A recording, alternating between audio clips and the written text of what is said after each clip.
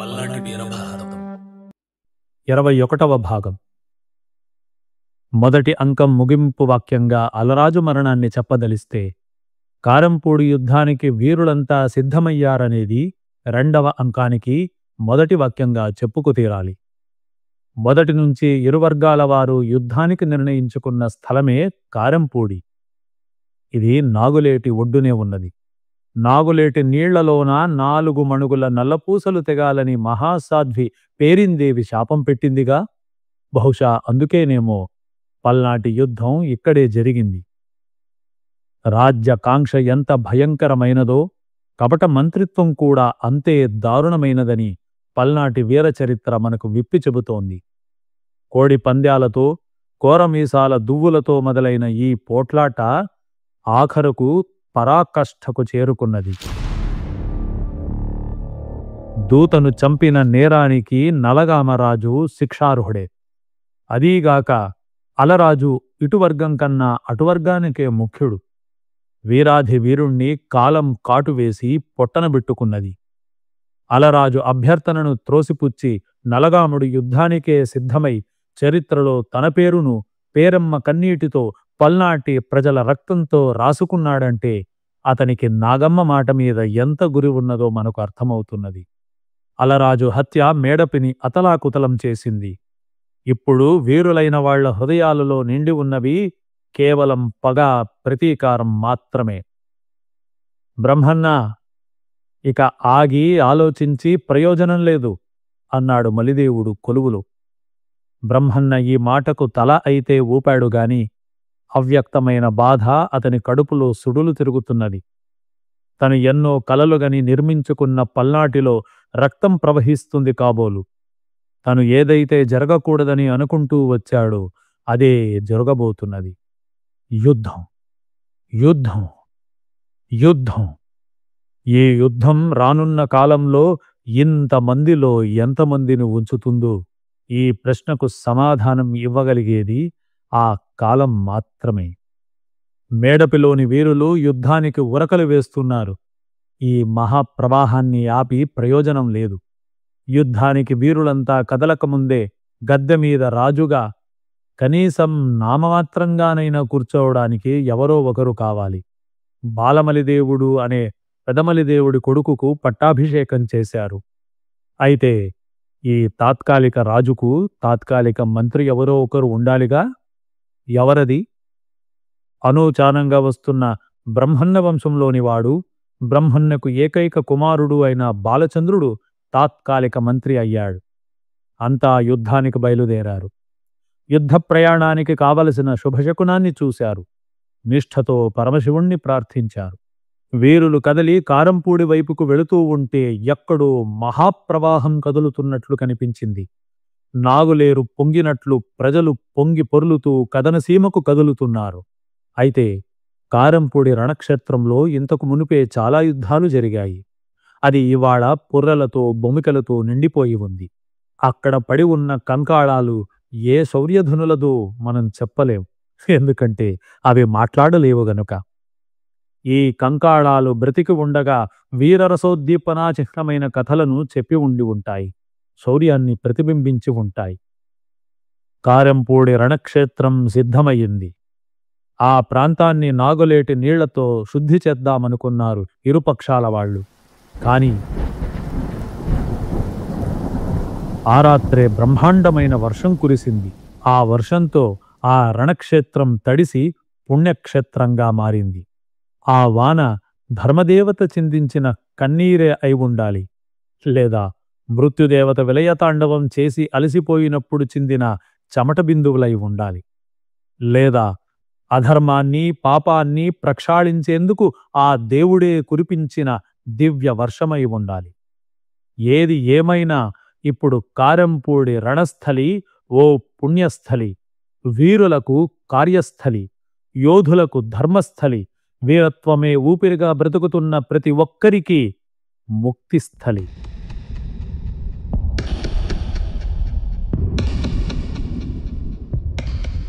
కారంపూడిలో బ్రహ్మన్న మాచర్ల యొక్క అఖండ సేనావాహిని విడిది చేసింది.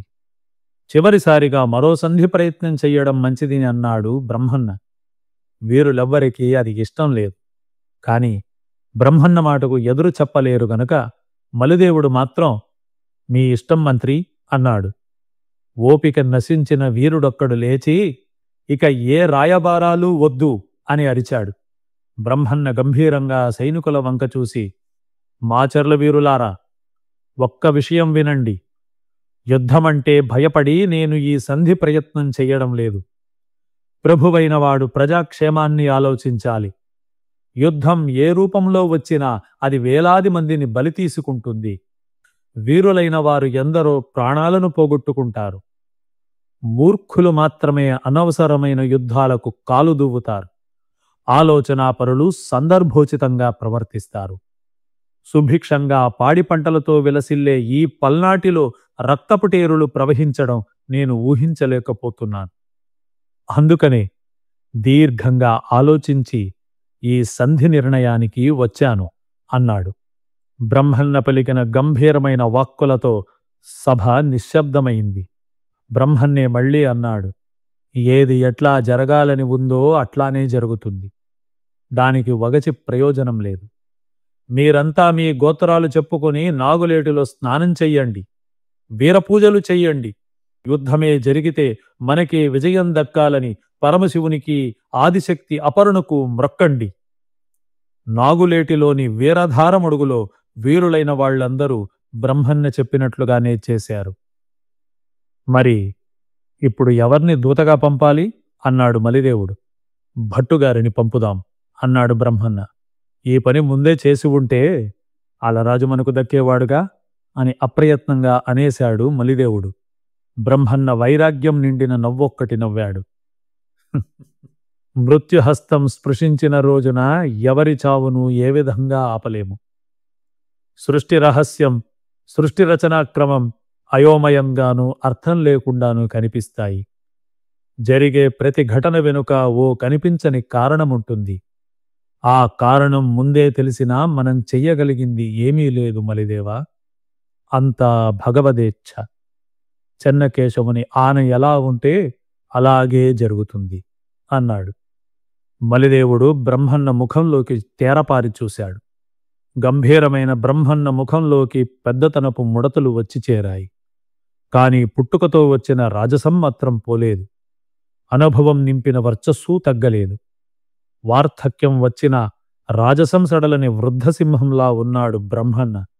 రాజకీయాన్ని ధర్మబద్ధంగా నిర్వహించడమే మన కర్తవ్యం. మలిదేవా, సంధి ఒక ప్రయత్నం మాత్రమే కాదు, అది ఒక ఉన్నతమైన లక్ష్యం. మహారాజులకు ప్రజాశ్రేయస్సుకు మించిన కార్యం లేదు. మాచర్ల ప్రభువులు ప్రజాకంటకులన్న అపప్రథ కాలగతిలో నిలవరాదు. అందుకనే ఆఖరి ప్రయత్నంగా మరొక్క మారు సంధి ప్రయత్నం చేద్దాం. ఆ పైన కాకున్నది కాకమానదు అన్నాడు బ్రహ్మన్న. బ్రహ్మన్న గొంతులోని గాంభీర్యానికి, మాటల్లో ఉన్న లోతైన భావాలకు మలిదేవుడు ఎదురు మాట్లాడలేకపోయాడు. అలరాజు మరణానికి కారకుడైన నరసింగరాజును మనకు అప్పగించాలన్న షరత్తు మాత్రం విధిద్దాం అన్నాడు పెదమలిదేవుడు. శాంతితో బాటు ఆ అప్పగింత కూడా ముఖ్యమైనది. ఈ రాయబారంలోని ప్రధాన అంశమూ కూడా అదే అని తన ఒప్పుకోలును తెలిపాడు బ్రహ్మన్న. మరుసటి రోజున భట్టును రాయబారానికై గురజాలకు పంపాడు బ్రహ్మన్న. పల్నాటి వీరభారతం 22వ భాగం. భట్టు నలగాముని కొలువు కూటానికి చేరేసరికి గద్దె మీద కూర్చొని రాజసం వెలయిస్తున్నాడు నలగాముడు. కొలువు తీర్చి అపూర్వ నాట్య ప్రదర్శన వీక్షణలో లయించిపోయి ఉన్నాడు. తన ఏకైక ముద్దుల కూతురు మరణించిన, అల్లుడు అస్తమించిన నలగాముడు ఈ సుఖభోగ ప్రలోభి అయినాడంటే ఆశ్చర్యకరమైన విషయమే కదా. మమతా మాత్సర్యాలకు తలవొగ్గని వాళ్ళు అరుదు.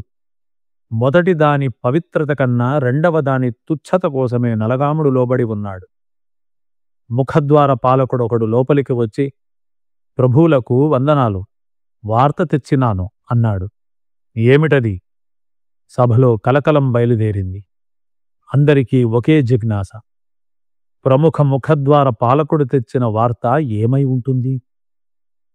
ద్వారపాలకుడు నమస్కరిస్తూ సవినయంగా తలను మరొకసారి క్రిందకు వంచి, మాచర్ల నుంచి మలిదేవ మహారాజులు భట్టుగారిని దూతగా పంపారు ప్రభూ అన్నాడు. ఆహా, లోపలికి ప్రవేశపెట్టు అన్నాడు నలగాముడు. జరుగుతున్న నృత్యం అర్ధాంతరంగా ఆగిపోయింది. భట్టు సభాస్థలికి వచ్చాడు. గురజాల ప్రభువులు, అఖండ శౌర్యధనులు, వీరవిక్రమ పరాక్రమ తేజో విరాజితులు అయిన నలగామ మహారాజులకు జయము, దిగ్విజయం. ప్రభూ, నా పేరు భట్టు.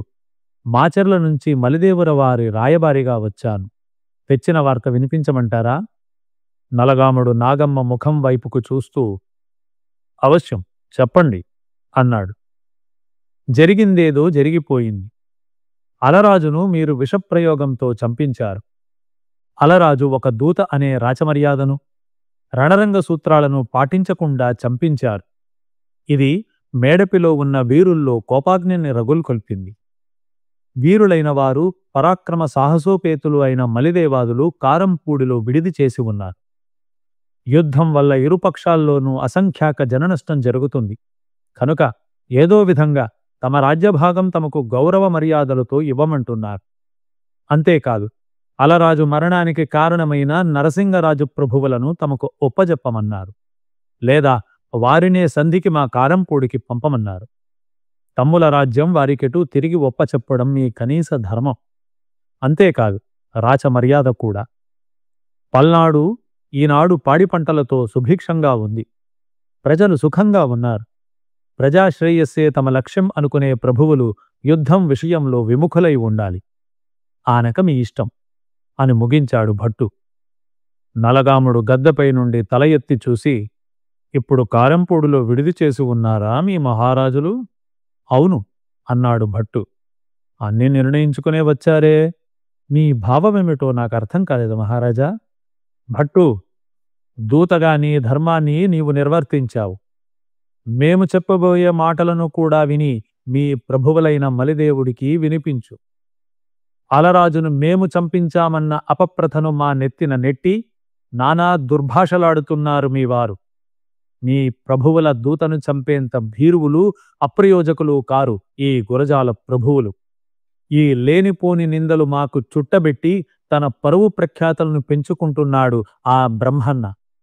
రాజ్యం కాని, రాజకీయం గాని ఏమీ అర్థం కాని మలిదేవుడు ఆ బ్రహ్మన్న చేతిలో చిక్కిన చిలకై అతను నేర్పిన మాటల్ని పలుకుతున్నాడు. నీవు దూతవు కనుక సరిపోయింది, లేకపోతే తల తెగి నేల రాలేది. మలిదేవుడు ఉపసంహరించుకోవలసిన ఈ 2 వాక్యాలను జాగ్రత్తగా విను. విని నీ ప్రభువుకు అప్పగించు. మొదటి మాట, అలరాజును మేము చంపలేదు. విషప్రయోగం గిట్టని వారు ఎవరైనా చేసి ఉండవచ్చు. నిజంగా విషప్రయోగం ద్వారానే చచ్చిపోయాడనేది మాచర్ల వాళ్ళు చెప్పినంత మాత్రాన గురజాల వాళ్ళు నమ్మాలన్న సిద్ధాంతం ఎక్కడుంది? అకస్మాత్తుగా మరణించిన అలరాజును తన రాజకీయ ప్రయోజనార్థం మేమే మోసంతో చంపామనే అపవాదును పుట్టించింది మీ బ్రహ్మన్న. అసలు వారే ఈ కుతంత్రం చేసి ఉండవచ్చు కదా? ఎప్పుడైనా ఆలోచించారా? ఇక రెండవ మాట, అలరాజు మరణానికి నరసింగరాజును ఒప్పగించడానికి ఏమిటి సంబంధం? గురజాల వీరులు గాజులు తొడుక్కుని కూర్చోలేదు, వీర కంకణాలు తొడుక్కుని ఉన్నారు. ఈ మాట మా మాటగా మీ ప్రభువులకు చెప్పు. వెళ్ళు. చివరి మాట, కారంపూడిలో విడిది చేసున్న మీ ప్రభువులతో ఇక రాయబారాలు అక్కరలేదని, యుద్ధంలోనే బలాబలాలు తేల్చుకోవాలని, కారంపూడి రణక్షేత్రమే తీర్పును ఇస్తుందని చెప్పు. ఇక నువ్వు వెళ్ళవచ్చు అన్నాడు నలగాముడు. భట్టు సభను ఓసారి కలయజూసి అక్కడ నెలకొన్న మౌనాన్నే అంగీకారంగా భావించి నలగామరాజుకు నమస్కరించి సభ నుంచి నిష్క్రమించాడు. పల్నాటి వీరభారతం 23వ భాగం. పేరిందేవి సహగమనం తరువాత బాలచంద్రుడిలో చాలా మార్పులు వచ్చాయి. అదివరకటిలా అతను స్వేచ్ఛగా సంచరించడం లేదు. అయితే స్వతహాగా సంక్రమించిన కొన్ని సుఖాలకు అతను బానిసైపోయాడు. పల్నాటి చరిత్ర బాలచంద్రుణ్ణి స్త్రీలోభిగా వర్ణిస్తున్నది. ప్రపంచంలో గొప్పవాడనుకున్న ప్రతివాడికి కొన్ని బలహీనతలున్నాయి. ఉంటాయి. బాలచంద్రుడి బలహీనత స్త్రీలు, ఆటలు. అయితే చితి ఎక్కబోయిన పేరమ్మ అన్న చివరి మాటలు అతని చెవిలో ఎప్పుడూ ప్రతిధ్వనిస్తూనే ఉన్నాయి. వీరరక్తం ఇప్పుడిప్పుడే అతని రక్తనాళాల్లో ఉరకలు తీయడం మొదలుపెట్టింది. కొడుకులో వస్తున్న ఈ మార్పులను ఐతాంబ గ్రహిస్తూనే ఉన్నది. అయినా కొడుకుతో ఆమె ఈ విషయాలను ఎన్నడూ ముచ్చటించలేదు.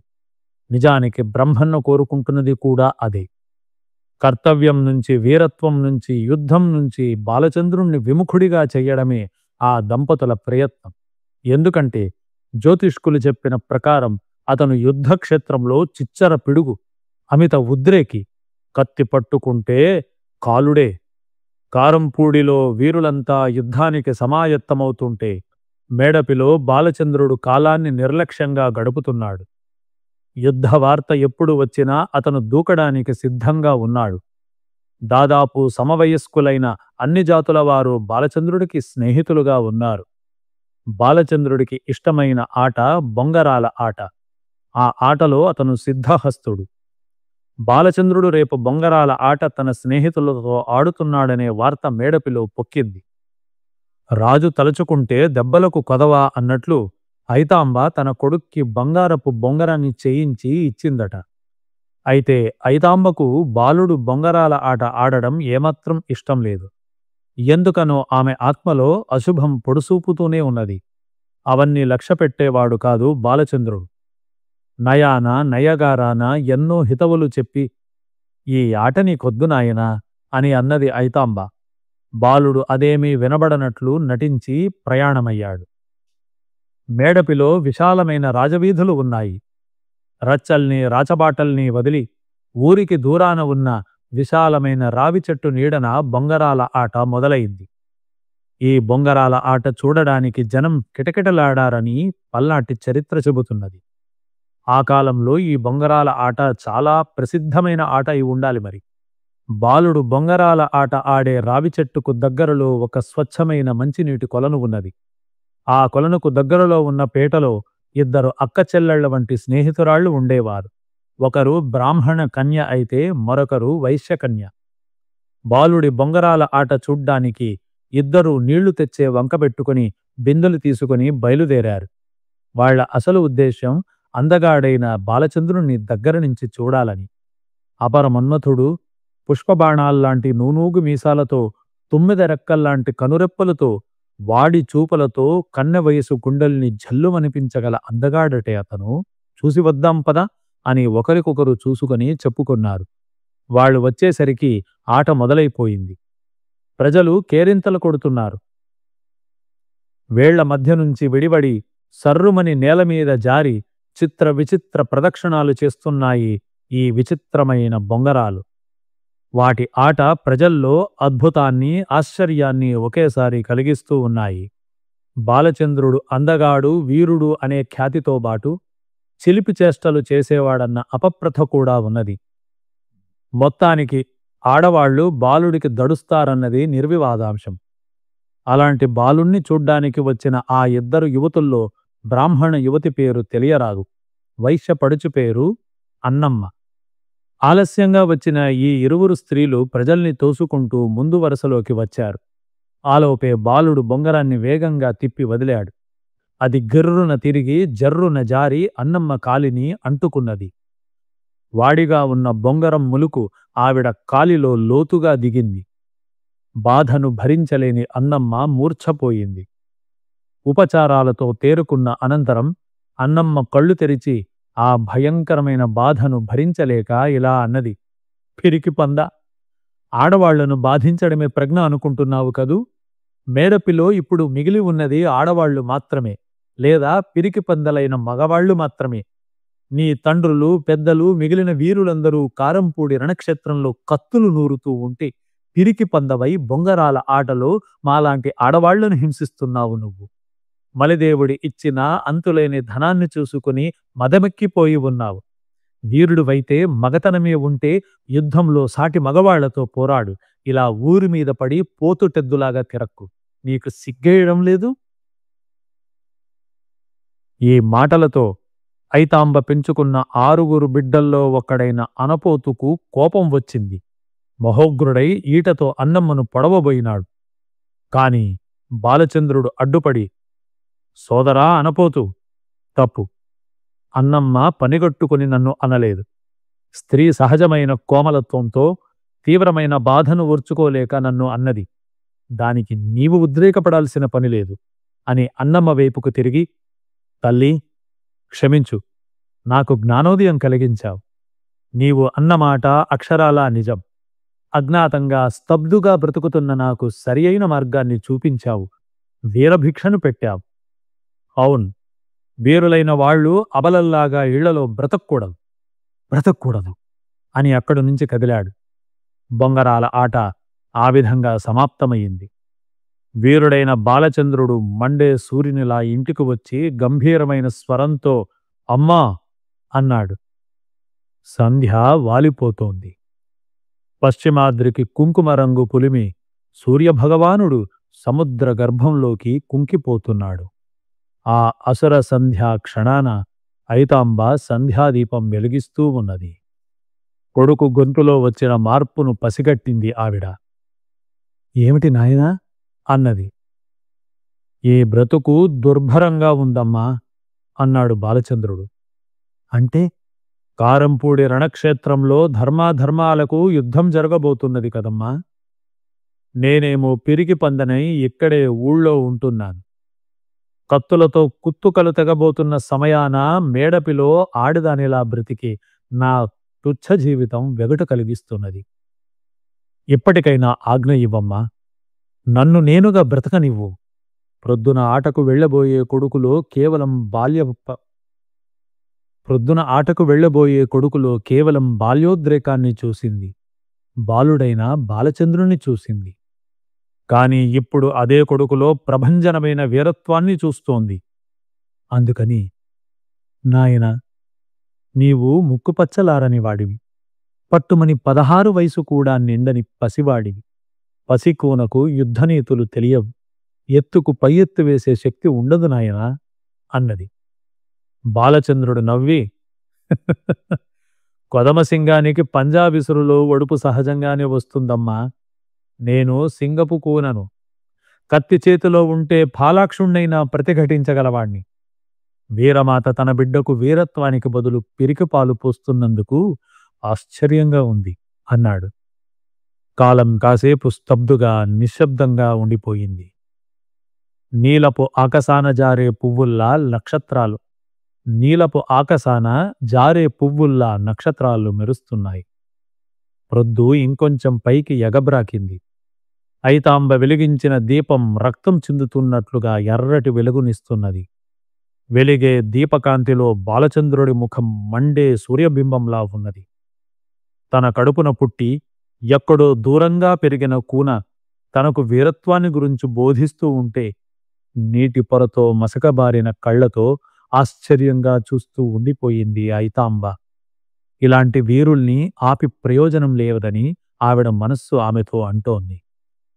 ఆమె సంభాళించుకుని, నాయనా, నీకు తోచింది చేయడం తప్ప నేను చెప్పే వినే స్థితిలో లేవు.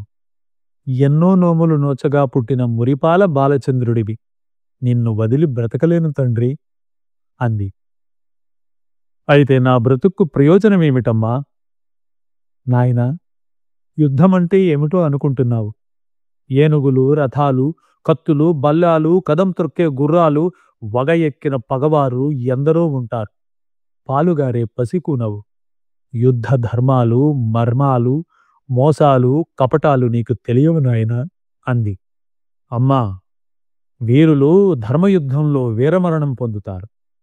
తమ యశశ్చంద్రికలను దిగంతాల దాకా వ్యాప్తి చేసుకుంటారు. నన్ను కన్నందుకు నీవు, నీ కడుపున పుట్టినందుకు నేను శాశ్వత కీర్తిని పెంపొందించుకోవాలంటే ఒక్కటే మార్గం. నేను యుద్ధరంగానికి వెళ్ళడు. నన్ను దీవించు అన్నాడు బాలచంద్రుడు. అతని గొంతులో స్థిరత్వం నిండుకొని ఉంది. ఐతాంబ అవాక్కైపోయింది. నిజమే, సింహం పిల్లకు వీరత్వాన్ని గురించి ప్రత్యేకంగా బోధించాల్సిన పని లేదుగా. ఆఖరి అస్త్రంగా కొడుకును యుద్ధ విముఖుణ్ణి చెయ్యడానికి ఐతాంబ అంది, నాయనా, నీ భార్య మాంచాల. ఆమెను ఒక్కసారి చూసిరా. నీవు యుద్ధానికి వెళ్ళబోయే ముందు నేను కోరుకునే చిట్ట చివరి కోరిక ఇది. మాట ఇచ్చి తప్పకూడదు. హెచ్చరిక అని అంది. అలాగేనమ్మా, మాంచాలను చూసే వెళతాను అన్నాడు బాలుడు. పల్నాటి వీరభారతం 24వ భాగం. తన తోటి వయస్కులైన వీరులైన తమ్ములను వెంటబెట్టుకుని యుద్ధరంగానికి బయలుదేరదామనుకున్న బాలుడు సాని సబ్బాయి మీద ఉన్న వ్యామోహాన్ని వదులుకోలేక దానితో ఓ మాట చెబుదామని బయలుదేరాడు. భార్యలు భర్తలతో సుఖజీవన యాత్రను చేస్తారు. సానులు ప్రియులతో సుఖజీవన తాత్కాలిక ప్రసంగాలు చేస్తారు. వగలతో, కులుకులతో, టక్కులతో, నిక్కులతో విటుణ్ణి పల్టీ కొట్టిస్తారు. ఈ కొత్త సుఖం అలవాటైన వారు తమ బ్రతుకులను సానిపాదాల దగ్గర పణంగా పెడతారు. మాంచాల వంక తొలినాడైనా ఒక్కసారి కన్నెత్తి చూసినట్లయితే తను ఏ సబ్బాయిని అయితే మహాసౌందర్యవతి అని భావిస్తూ వచ్చాడో ఆవిడ మాంచాల అందం ముందు తీసికట్టని తప్పకుండా తెలుసుకునేవాడు బాలుడు. కాని అలా జరగలేదు. సాని సబ్బాయి ఇంటికి వెళ్లేసరికి తొలిజాము గడిచిపోయింది. కప్పెర కప్పెర చీకటి కప్పుకొని ఉన్నది. ప్రజలు తమ తమ ఇళ్లల్లో వెచ్చగా నిద్రపోతున్నారు. సాని సబ్బాయి బాలచంద్రుడి గొంతు వినగానే దాసీలను పిలిచి, చూడవే, ఈ గొంతును నేను ఎప్పుడైనా గుర్తించగలను. తలుపు కొట్టే ఆ విటుడు బాలచంద్రుడే. నాకు ఒంట్లో బాగుండలేదని చెప్పు అన్నది. బాగానే ఉంటిరిగా అంది ఆ దాసి. అక్కడే ఉందే కిటుకు. ఇట్టాంటి మాటలతోనే ప్రియుల్ని విటురాళ్లు బోల్తా కొట్టించాలి. చెప్పినట్లు చెయ్యి అంది సబ్బాయి. ఉన్న దీపాన్ని చిన్నదిగా చేసిన దాసి తలుపులు తెరిచి, రండి ప్రభూ, శ్యామాంగికి ఒంట్లో నలతగా ఉంది అంది. అయ్యో, విచారకరమైన వార్త చెప్పావు. కారంపూడి రణక్షేత్రానికి యుద్ధానికై బయలుదేరి వెళుతున్నాను. కొంత డబ్బుని ఇచ్చి వెళదామని వచ్చాను. ఏం చేస్తాం, దాని కర్మ అన్నాడు బాలచంద్రుడు. డబ్బు మాట చెవిన పడగానే అప్పటికే అలంకరించుకుని ఉన్న సబ్బాయి మంచం మీద నుంచి దిగి క్రిందకు వచ్చింది. వెళుతున్నారా స్వామీ అన్నది. బాలచంద్రుడు దీక్షగా దాని ముఖంలోకి చూసి, ఒంట్లో బావుండలేదని విన్నాను. కొంచెం నలతగా ఉంది. పాపం. ఈ మాటలు కొంచెం హేళనగా ధ్వనించింది సబ్బాయికి. ప్రభువులు ఏమి పలికినా చెల్లుబాటవుతుంది. వెలకట్టబడిన వారకాంతలు నిజం చెప్పినా నమ్మరు కదా. అయినా మీరు వచ్చారు, అంతే చాలు. కారంపూడి రణక్షేత్రానికి వెళ్లబోయే ముందు తమ పాదాలకు ఒక్కసారి నమస్కారం చేయనివ్వండి. సోదరులు వంక చూసి బాలచంద్రుడు ఇట్లా అన్నాడు. ఆడది పిలిచినప్పుడు వెళ్ళకపోవడం పురుషలక్షణం కాదు సోదరులారా. కనుక ఒక్కసారి లోపలికి వెళ్ళి వస్తాను. ప్రతి సానికి, ప్రతి చరిత్రలోనూ తల్లి ఒకటి ఉంటుంది. వీళ్ళు ఎక్కువ కాలం బ్రతికి ఉంటారు కాబోలు. సాని సబ్బాయికి వృద్ధురాలైన తల్లి ఉన్నది. సౌందర్యం వెలసినా డబ్బు ఆశ చావలేదు. బాలచంద్రుణ్ణి చూసి నెత్తిన మెటికలు విరుచుకొని, ప్రభువులు యుద్ధరంగానికి వెళుతూ కూడా మా ఇంటిని పావనం చేశారు అన్నది. ఇంతకు ఏమిటి సంగతి అన్నాడు బాలచంద్రుడు. వేశ్యలు ధనం సంపాదించుకోవడానికే ఈ ప్రపంచంలో పుట్టారయ్యా. వయస్సులో ఉన్న వారకాంత కొద్దో గొప్పో సంపాదించుకోవాలి. లేకపోతే ఆ తర్వాత దాని బ్రతుకు కుక్కలు చింపిన విస్తరే తండ్రి. యుద్ధానికి వెళ్లబోయే ముందు కొంచెం కొద్దో గొప్పో ధనాన్ని మాకు పారేయండి అన్నది. అలాగే అన్నాడు బాలచంద్రుడు. ముసలిది సంతోషంతో పొగిడింది. ఆడిన మాట తప్పని వంశం నాయనా మీది. అయితే సాని సబ్బాయిని చూడగానే యుద్ధం సంగతి పూర్తిగా మర్చిపోయాడు బాలచంద్రుడు. ఇదే అతనిలోని గొప్ప బలహీనత. మేడపి స్తబ్దుగా ఉన్నది. ఆకాశం మధ్య చంద్రుడు క్షీణకాంతితో విశ్రమించాడు. అంగాంగాలు కనిపించేలా ఉల్లిపొర చీరను కట్టింది సబ్బాయి. దాని రొమ్ము ఎగరేసిన పల్నాటి ప్రభువుల విజయకేతనంలా ఉన్నది. దాని ప్రేమను పరీక్షించాలనుకున్న బాలచంద్రుడు నేను యుద్ధానికి వెళుతున్నాను అన్నాడు. విన్నాను ప్రభు. మరి నాతో మాట్లాడాల్సింది ఏమన్నా ఉందా? లేదు. ఒకవేళ ఉన్నా నేను భార్యను కాను కదా, వెలకట్టిన ఆలిని, వెలయాలిని. బాలచంద్రుడు కోపం తెచ్చుకొని, ఈ లక్షణం మీ జాతిలోనే ఉంది అన్నాడు. బాలుడు కోపం తెచ్చుకున్నాడన్న సంగతి గ్రహించిన సబ్బాయి, ప్రభూ, అలకతో ఈ రాత్రిని ఎందుకు వృధా చేస్తారు? మనోవాక్కాయ కర్మల మిమ్మల్నే నేను ప్రాణప్రదంగా పూజిస్తున్నాను. నన్ను మీరు నమ్మకపోతే చెయ్యగలిగిందేమున్నది? మీరు నన్ను నమ్మకపోతే ఈ వలిపాలెందుకు, మొయిపాలెందుకు అన్నది. అనడమే కాదు, కన్నీరు కూడా పెట్టుకున్నది. దాని కపటపు కన్నీరు చూడగానే నీరైన బాలచంద్రుడు దాన్ని బుజ్జగించి దగ్గరకు లాక్కొని తమితో ముద్దు పెట్టి, నిన్ను పరీక్షించాలని అలా అన్నానులే అని అన్నాడు. సబ్బాయి కన్నీటి చిరునవ్వు నవ్వి, నీకు నా మీద ఎంత ప్రేమో నాకు తెలీదా అన్నది. కబుర్లతో కాలం వృధాగా గడుస్తున్నది అని బాలుడంటే, కంటి కొసల్తో నవ్వి క్రింది పెదవిని పైపంట సుతారంగా నొక్కి, ఏం చెయ్యమంటారు అని కవ్వించింది సబ్బాయి. దాని శరీరం నుంచి కస్తూరి కలిపిన సుగంధపు వాసన వస్తోంది. వక్షంపైని రవ్వలహారం చళక్కున కదిలింది. దాని శరీరపు కదలికలు బాలచంద్రుణ్ణి ఆకర్షిస్తున్నాయి. ఈ క్షణం శాశ్వతమైతే ఎంత బాగుంటుంది అన్నది. నిజమే అన్నాడతను. సబ్బాయి గదిలో సుఖాలను అనుభవిస్తున్న బాలచంద్రుడికి గడప దగ్గర తన కోసం వేచి ఉన్న తమ్ముళ్ల విషయం గుర్తుకు రావడం లేదు. ప్రభూ, ఏమిటి? మీరు నన్ను మర్చిపోయారనుకున్నాను.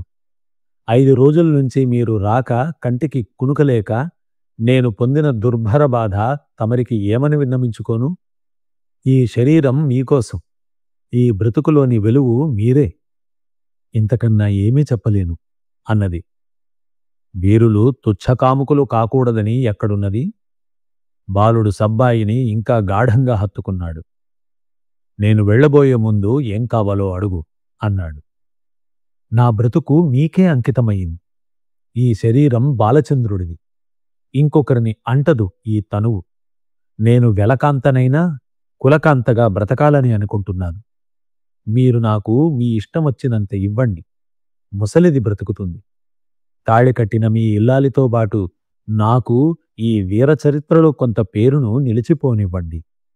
ఇదే నా ఆఖరు కోరిక. మీరు ఎక్కడ ఉంటే అక్కడే నా బ్రతుకు. దాని మాటల్ని నమ్మి అపార ధనరాశులను కుమ్మరించి దాన్ని వెంటబెట్టుకుని బయలుదేరబోయాడు. వాకిట్లోకి వచ్చిన బాలచంద్రుణ్ణి వీరుడైన బ్రాహ్మణ అనపోతు అడ్డగించి, ఈ తుచ్ఛ స్త్రీ కోసం మానమర్యాదలను మంటగలుపుతున్నావన్నా, పాము పెంపు వగలాడి వలపు ప్రమాదకరమైనది. ప్రేమతో అమ్మ ఇచ్చిన డబ్బును ఈ రంకులాడికి ధారపోశావు. క్షణికమైన కామం కోసం బాలచంద్రుడు స్త్రీ ప్రలోభి అన్న పేరు స్థిరం చేసుకున్నావు. వీరుడైన వాడు కత్తిపదునుతో కాలం గడపాలి కాని వేశ్యలిగింట ఇలా చిక్కిపోకూడదు. యాచకులు నీకోసం ఎదురుచూస్తున్నారు. వారికేమిస్తావు? అదిగో వీరులు వీరగీతాలు పాడుతున్నారు. ఎప్పుడు కదులుతావు అని ఆవేశంగా అడిగాడు. బాలచంద్రుడు క్షణం బాధపడి సబ్బాయిని అక్కడే వదిలి బయలుదేరాడు. మెడలో ఉన్న విలువైన చంద్రహారాన్ని అమ్మి యాచకులకు దానధర్మాలు చేశాడు. వీరగీతాలు పాడుకుంటూ తమ్ములతో బయలుదేరాడు. తల్లికి ఇచ్చిన మాట ప్రకారం అత్తవారింటికి వచ్చాడు బాలచంద్రుడు. బాలచంద్రుడు ఇక్కడికి రాకముందే ఐతాంబ కోడలు మాంచాలను చూడ్డానికి వచ్చింది. వియ్యపురాలు రేఖాంబ ఎదురొచ్చి, వదినగారు క్షేమమా అని స్వాగతించింది. అత్తగారు వచ్చారని తెలుసుకున్న మాంచాల పన్నీటి పాద్యం తెచ్చి పాదాలను కడిగి నమస్కరించింది. కుశల ప్రశ్నలు వేసింది. కాసేపు యోగక్షేమాలయ్యాక ఆమె మాంచాల వైపుకు తిరిగి, ఎల్లుండి ప్రొద్దున మీ ఆయన కారంపూడి రణక్షేత్రానికి వెళుతున్నాడు.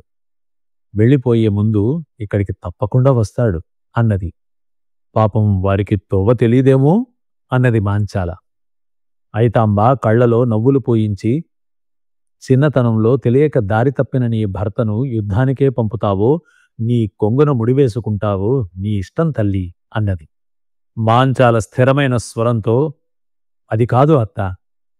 తొలి రాత్రైనా నేను వారిని చూడలేదే.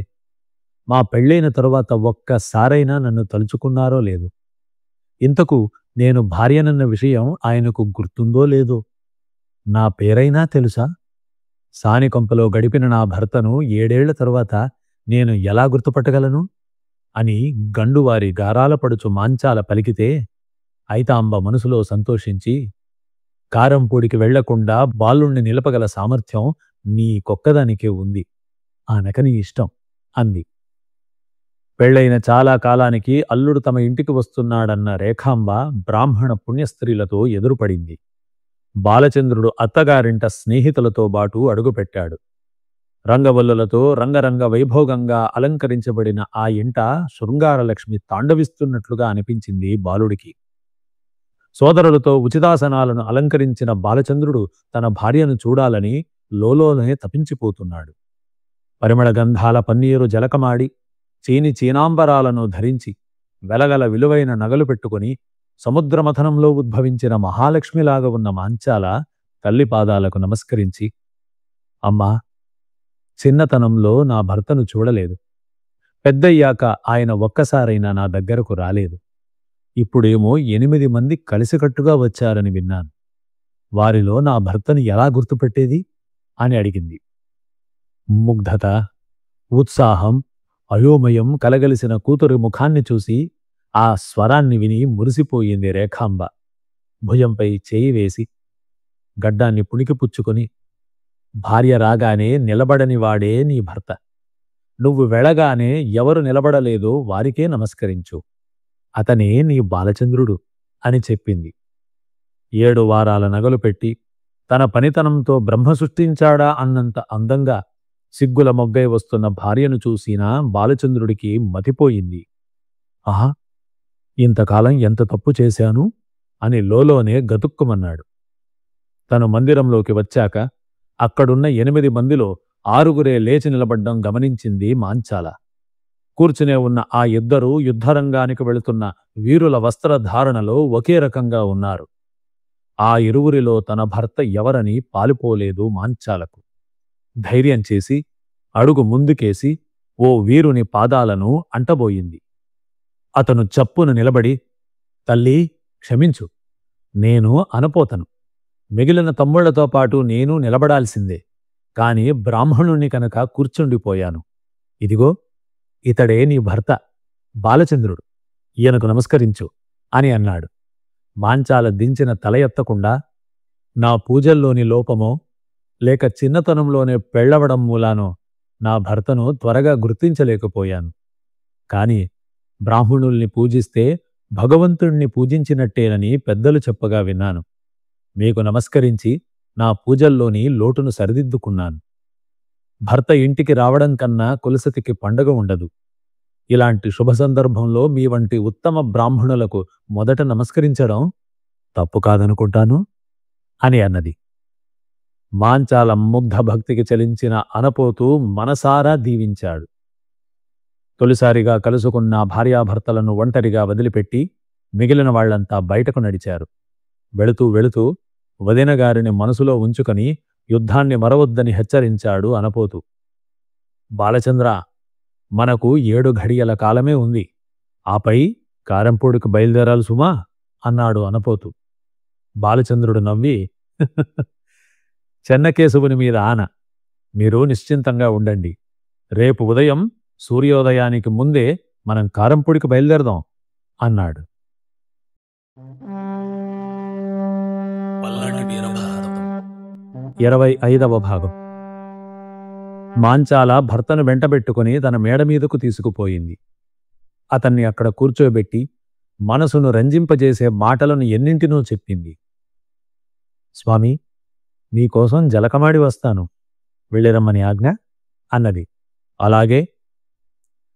అనుభవించే సుఖానికి అనువైన విధంగా ఆమె దుస్తులను ధరించి తల్లి రేఖాంబ దగ్గరకు వెళ్ళి, అమ్మా, ఆయన నా కోసం ఎదురుచూస్తున్నారు, వెళ్ళిరానా అంది.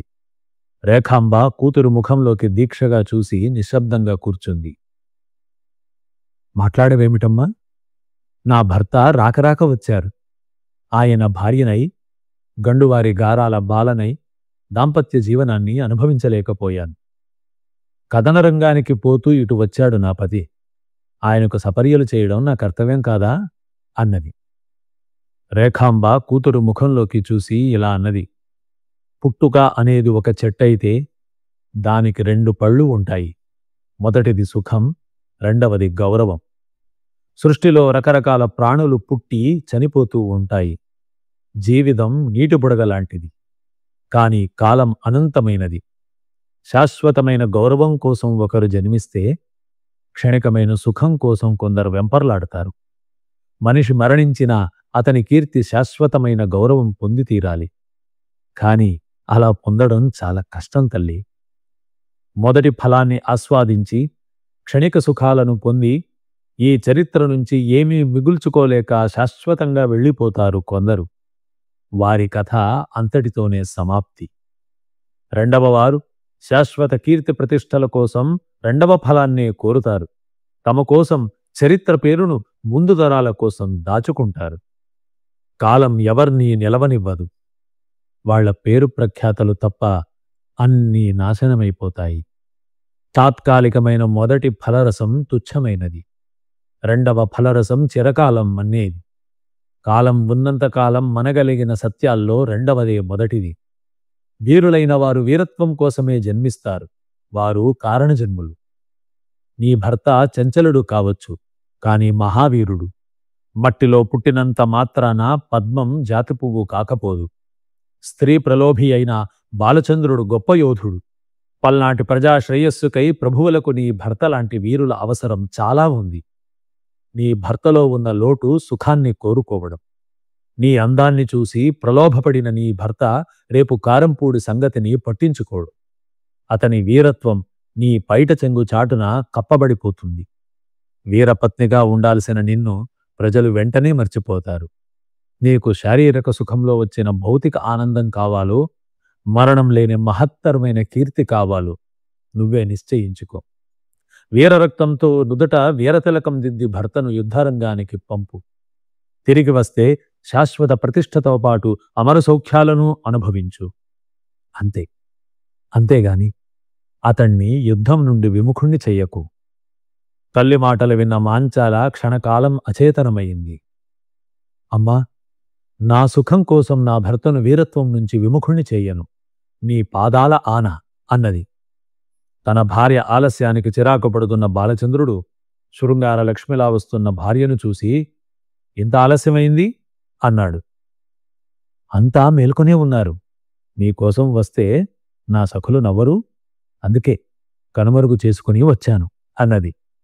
పట్టుపరుపు మీద కూర్చున్న భర్త పాదాలను స్పృశించితే ఆమెకు అనుకోకుండా కన్నీళ్లొచ్చాయి. బాలచంద్రుడు చూడకుండా పైట చెంగుతో కళ్ళద్దుకుని, ఆ కర్పూర తాంబూలం ఉంది, ఇవనా అన్నది. చిత్తం అన్నాడు బాలచంద్రుడు. నర్మగర్భమైన సరస శృంగార సంభాషణలెన్నో చేశాడు. నా మీద కోపం లేదా? ఎందుకు? రత్నాన్ని ఇంట్లో ఉంచుకొని రాయి కోసం పరిగెత్తేవాడిని మూర్ఖుడు అని అంటారు. నీలాంటి సౌందర్యవతిని వదిలి పరస్త్రీల కోసం ప్రాకులాడే నన్ను నేను తిట్టుకుంటున్నాను. వేశ్యాలోలుడనై కులకాంతను కన్నెత్తి చూడని నేరానికి నా మీద నేను కోపం తెచ్చుకుంటున్నాను. మాంచాల ఏమీ మాట్లాడలేదు. ఆపుకోలేని తమితో ఆమె వక్షాన్ని స్పృశిస్తే మెడలో ఉన్న ముత్యాల పేరు తెగి పూసలు నలుదిక్కులా చెదిరి దొర్లాయి. అయ్యయ్యో ప్రభూ అంది. ఏమిటి దేవి? మాకు గౌరీవ్రతమున్నది. ఈ హారం లేకుండా నేను దాంపత్య సుఖం అనుభవించరాదు. ఇది మా వంశాచారం. ఇప్పుడా అది తెగిపోయింది. ఎంత అపచారమైపోయింది. ఏం చెయ్యాలి అన్నది. బాలచంద్రుడు ప్రేమతో ఆమె చుబుకాన్ని పైకెత్తి, దీనికింత విచారం ఎందుకు దేవి? పూసలను గుచ్చడం నాకు వెనతో పెట్టిన విద్య. పద ఏరుదాం అన్నాడు. అతను ఏరి ఆమె చేతులలో పోస్తున్నాడు. ఆమె తన పైట కొంగులో పోసుకుంటున్నట్టుగా నటిస్తూ పూసలను నేలజారుస్తోంది. కాలం గడిచిపోతోంది. కాని పూసలు అన్నీ దొరకడం లేదు. నిస్సహాయుడైన బాలుడు మాంచాల ముఖంలోకి చూసి, దేవి, కాలమైపోతోంది అన్నాడు.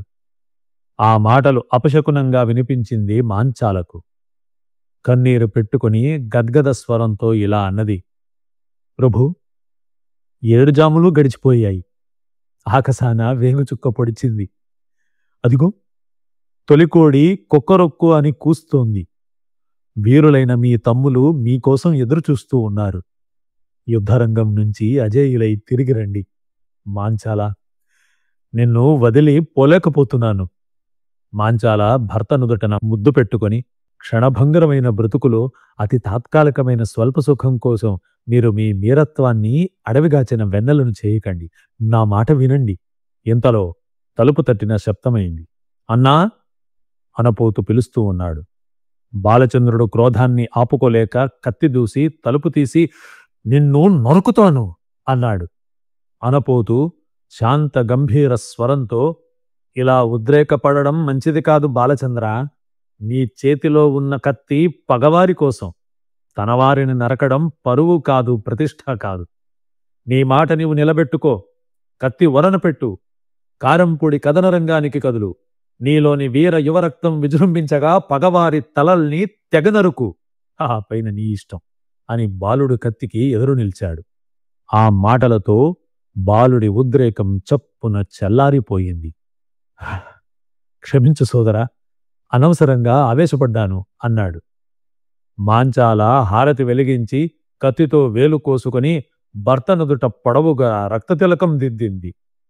మాచెర్ల మా తండ్రి చెన్న కేశవుని ఆన, మా అమ్మ ఐతమ్మ నోముల్ల ఫలము, కదులుమా కదనాంతకుండా కదన రంగంలోకి కలతలెరుగక మగడ, వీర రక్తం నొసట దిద్ది ఉంచాను, వీర మాతగన్న వీరుడవు గండ, వీర పత్నిగా నేను నిలిచిపోవాలి, వీరగంధం నన్ను తల్చి రాసుకోవాలి, ఏ నోట విన్నా నీ పేరు పలకాలి, వీర భారత మెడలోని దండవవ్వాలి, మా అక్క పేరమ్మ కోర్క నిలబెట్టాలి, నరసింగరాజు తలను పడగొట్టు, నాయకురాలిని నాశనం చెయ్యి, మాట నిలబెడుదువని చేత చేయి వెయ్యి, కథన రంగములో కాలుడవు నీవు, పగతుర గుండెలో బల్లెమవుతావు, 10 కాలాలు నిల్చు పల్నాటి భారతమ్ము, తలుచుకోని నిన్ను ప్రతి తల్లి నిరతమ్ము.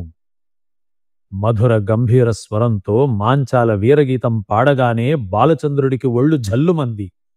ఒక్కసారిగా ఉప్పొంగిన గుండెతో, వీరరక్తం నుదుట తీర్చిదిద్దావు, వీరగంధం పూసి వీడుకోలివ్వు, నరసింగు తలగొడుదు నాగమ్మ పనిపడుదు, దీవించి పంపవే దేవి మాంచాల.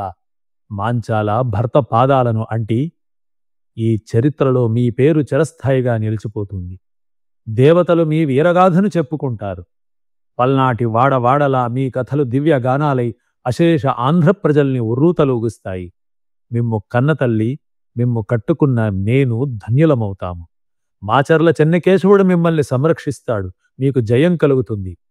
కాని స్వామి, కాలం ఎవరిని ఉంచుతుందో చెప్పలేం. బ్రాహ్మణులు దైవస్వరూపులు. అనపోతను యుద్ధరంగానికి తీసుకువెళ్ళకండి. లేకుంటే బ్రహ్మహత్యా దోషం మనకు తగులుకొంటుంది. ఇదే నా తుది కోరిక అంది. బాలచంద్రుడు భార్యకు అభయమిచ్చి ఆమె ఇచ్చిన ఆరతుల్ని పొంది కారంపూడికి బయలుదేరాడు. సజలాశ్రు నయనాలతో ద్వారబంధాన్ని ఆనుకుని నిలబడిపోయింది మగువ మాంచాల. ఆమె ఆత్మలో అనుభూతికి అందని బాధ ఏదో సుడులు తిరుగుతోంది. మేడపిలో బాలచంద్రుణ్ణి తలుచుకుని తల్లి ఐతాంబ మనసులోనే ఇలా దీవించింది. తండ్రి, నీకు జయం కలుగుగాక. సర్వలోకాలను రక్షించే భగవంతుడు నిన్ను నిరతము కాపాడుతూ ఉండుగాక. ఆ వీరాంజనేయుడే వీరుడైన నీకు రక్ష. పల్నాటి వీరభారతం 26వ భాగం. కారంపూడికి బయలుదేరిన బాలచంద్రునికి భార్య మాంచాల కోరుకున్న చివరి కోరిక గుర్తున్నది. అనపోతును యుద్ధరంగానికి తీసుకుపోకూడదు. అందుకని ఒక ఉపాయం ఆలోచించాడు. ఒక్క అనపోతుకు తప్ప అందరికీ ఈ విషయాన్ని చెప్పాడు. కొన్ని క్రోసల దూరం పోయాక బాలచంద్రుడు తన స్నేహితుడైన పట్టి అన్న పేరున్న కుమ్మరి వీరుణ్ణి, తమ్ముడా పట్టి, వీరహారం మర్చిపోయి వచ్చాను. ముద్దుటుంగరము మర్చాను. మీ వదినమ్మ మాంచాల గదిలో ఉండి ఉంటాయి. నేనివ్వమన్నానని చెప్పి నీవు పట్టుకురా. పట్టి బాలుడి ముఖంలోకి చూసి, అన్నా, ఆయాసంగా ఉంది, వెళ్ళలేను, క్షమించు అన్నాడు. చాకలి చందు, కమ్మరి ముత్తు, వెలమల దోర్నీడు ఇత్యాదులంతా ఏదో ఒక కుంటిసాకు చెప్పారు. ఆఖరుకు మిగిలింది ఒక్క అనపోతు మాత్రమే. తమ్ముడా అనపోతు, ఈ ఒక్క సాయము చేసిపెట్టు, ముత్యాల హారము ముద్దుటుంగరము పట్టుకురా అన్నాడు. బాలచంద్రుడి మాట కాదనలేక అనపోతు బయలుదేరుతూ, వదినమ్మ అడిగితే ఏమి ఆనవాలు చెప్పను అన్నాడు. బాలచంద్రుడు స్నిగ్ధంగా నవ్వి, కంఠాన ఉన్న ముత్యాలహారం తెగి క్రిందపడిందని, పూసలు ఏరబోయే వేళ అవి తీసి తల్పం తలగడి క్రింద దాచానని చెప్పు అన్నాడు. ఆ మాటలు యథార్థమని నమ్మిన అనపోతూ శీఘ్రంగా బయలుదేరాడు. బాలచంద్రుడు త్రిపురాంతకంలో కాసేపు విశ్రాంతి తీసుకుని రావి ఆకు ఒకదాన్ని తీసి దానిపైన ఇట్లా వ్రాశాడు. తమ్ముడా అనపోతు, మేడపిలో వీరుడైనవాడు ఒకడు ఉండాలి. మీ వదిన మాంచాల కోరిక ప్రకారం నీవు కారంపూడికి రావద్దు. ప్రస్తుతం మేడపిని రక్షించే బాధ్యత నీ భుజాన పెడుతున్నాను. నీవు వస్తే నా మీద ఒట్టు, మీ వదిన మాంచాల మీద ఒట్టు, తల్లి ఐతాంబ మీద, మాచర్ల చెన్నుడి మీద ఆన. నీవు రావద్దు, ఇది నా ఆజ్ఞ. అలా రాసి అనపోతు వచ్చే మార్గంలో అతనికి కనిపించేట్లుగా చెట్టుకు కట్టి వచ్చాడు. శీఘ్రమే కారంపూడికి బయలుదేరాడు. మార్గంలో వీరగాథలను వల్లించుకున్నాడు. బ్రాహ్మణ అనపోతును ఇంటికి పంపినందుకు అందరూ చాలా సంతోషించారు. మధ్యలో నాయకురాలి కనమ ఉన్నది. వీరులైన వారు కాళ్ల మధ్య నుంచి దూరిపోరాదు. బాలచంద్రుడు తన తమ్ముళ్లతో వస్తున్నాడని విన్న నాగమ్మ ఈ కొండ నుంచి ఆ కొండ మీదకు కాళ్లు జాపి నిలబడితే, బాలచంద్రుడు తన కత్తితో ఆ కొండను నరికి దోవ ఏర్పరిస్తే ఆ దారికి నాయకురాలి కనుమ అని పేరు వచ్చిందని కొన్ని కట్టుకథల్ని చెబుతారు. నల్లగొండ కొండలను ఎక్కి తన స్నేహితులతో బాలుడు కారంపూడి వైపుకు బయలుదేరాడు. ఈ నల్లగొండ శిఖరం మీద నుంచి బాలచంద్రుడు తన గుర్రాన్ని దూకించాడని చెప్పుకునే మాట వింటే ఒళ్ళు జల్లుమంటుంది. నల్లగొండ శిఖరం మీద కొద్ది కాలం విశ్రాంతి తీసుకుని బాలచంద్రుడు కనుమలు గిరులు దాటి కారంపూడి దరిదాపులకు వచ్చేశాడు. బాలచంద్రుడి మనస్సులో ఉన్నది ఒక్కటే, అలరాజును హతం చేసిన నరసింగరాజు తలకొట్టి పెదమలి దేవుడికి కానుకగా ఇవ్వాలి. కారంపూడిలో మాచర్ల సేనలు సమాయత్తమయ్యాక గురజాల ప్రజల వీరుల గుండెల్లో లేనిపోని భయాలు ఆవహించాయి. అందరిది ఒకే ప్రశ్న, ఈ యుద్ధం ఎందుకు వచ్చింది?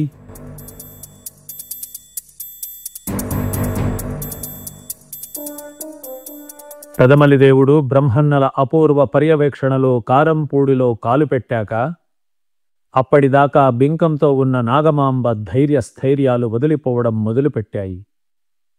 గెలుపు తమది కాదేమోనన్న భయం పట్టుకున్నది. నలగాముని ఏకాంత మందిరంలో కలుసుకొని, విన్నారా ప్రభూ? ఏమిటి? మలిదేవుడు తన సేనలతో కారంపూడికి కదలి వచ్చాడు. ఈ యుద్ధం అనివార్యమా? మహామంత్రిని, తీరా అంతా నిశ్చయమయ్యాక ఇదేం ప్రశ్న? మనం సంధి కోసం ప్రయత్నిస్తే నగుబాటు కాదా ఈ నలగాముడికి? ప్రజాశ్రేయస్సు కోసమైనా ఈ పని చెయ్యాలి. మరి భట్టురాయవారం నాడే సంధి చేసుకుంటే పోయేది కదా? నాగమ్మ తలపంకించి, ఇంత తొందరగా మాచర్ల వాళ్ళు మన మీదికి దండెత్తి వస్తారని ఊహించలేకపోయాను. అయినా ఏమీ పర్వాలేదు, నేను సంధి ప్రయత్నాలు చేస్తాను అన్నది. మీ ఇష్టం అన్నాడు నలగాముడు. నాగమ్మ నలగాముని ఏకాంత మందిరం నుంచి బయటకు వచ్చి తక్షణమే తమ వైపు ముఖ్యమైన 4 రాజులను పిలిచి బ్రహ్మనాయుడి దగ్గరకు రాయబారం పంపింది. తన రాయబార సందేశంలో, పదమలిదేవా, జరిగిన పాతపగలు ప్రజాశ్రేయస్సు కోసమై మర్చిపోదాం.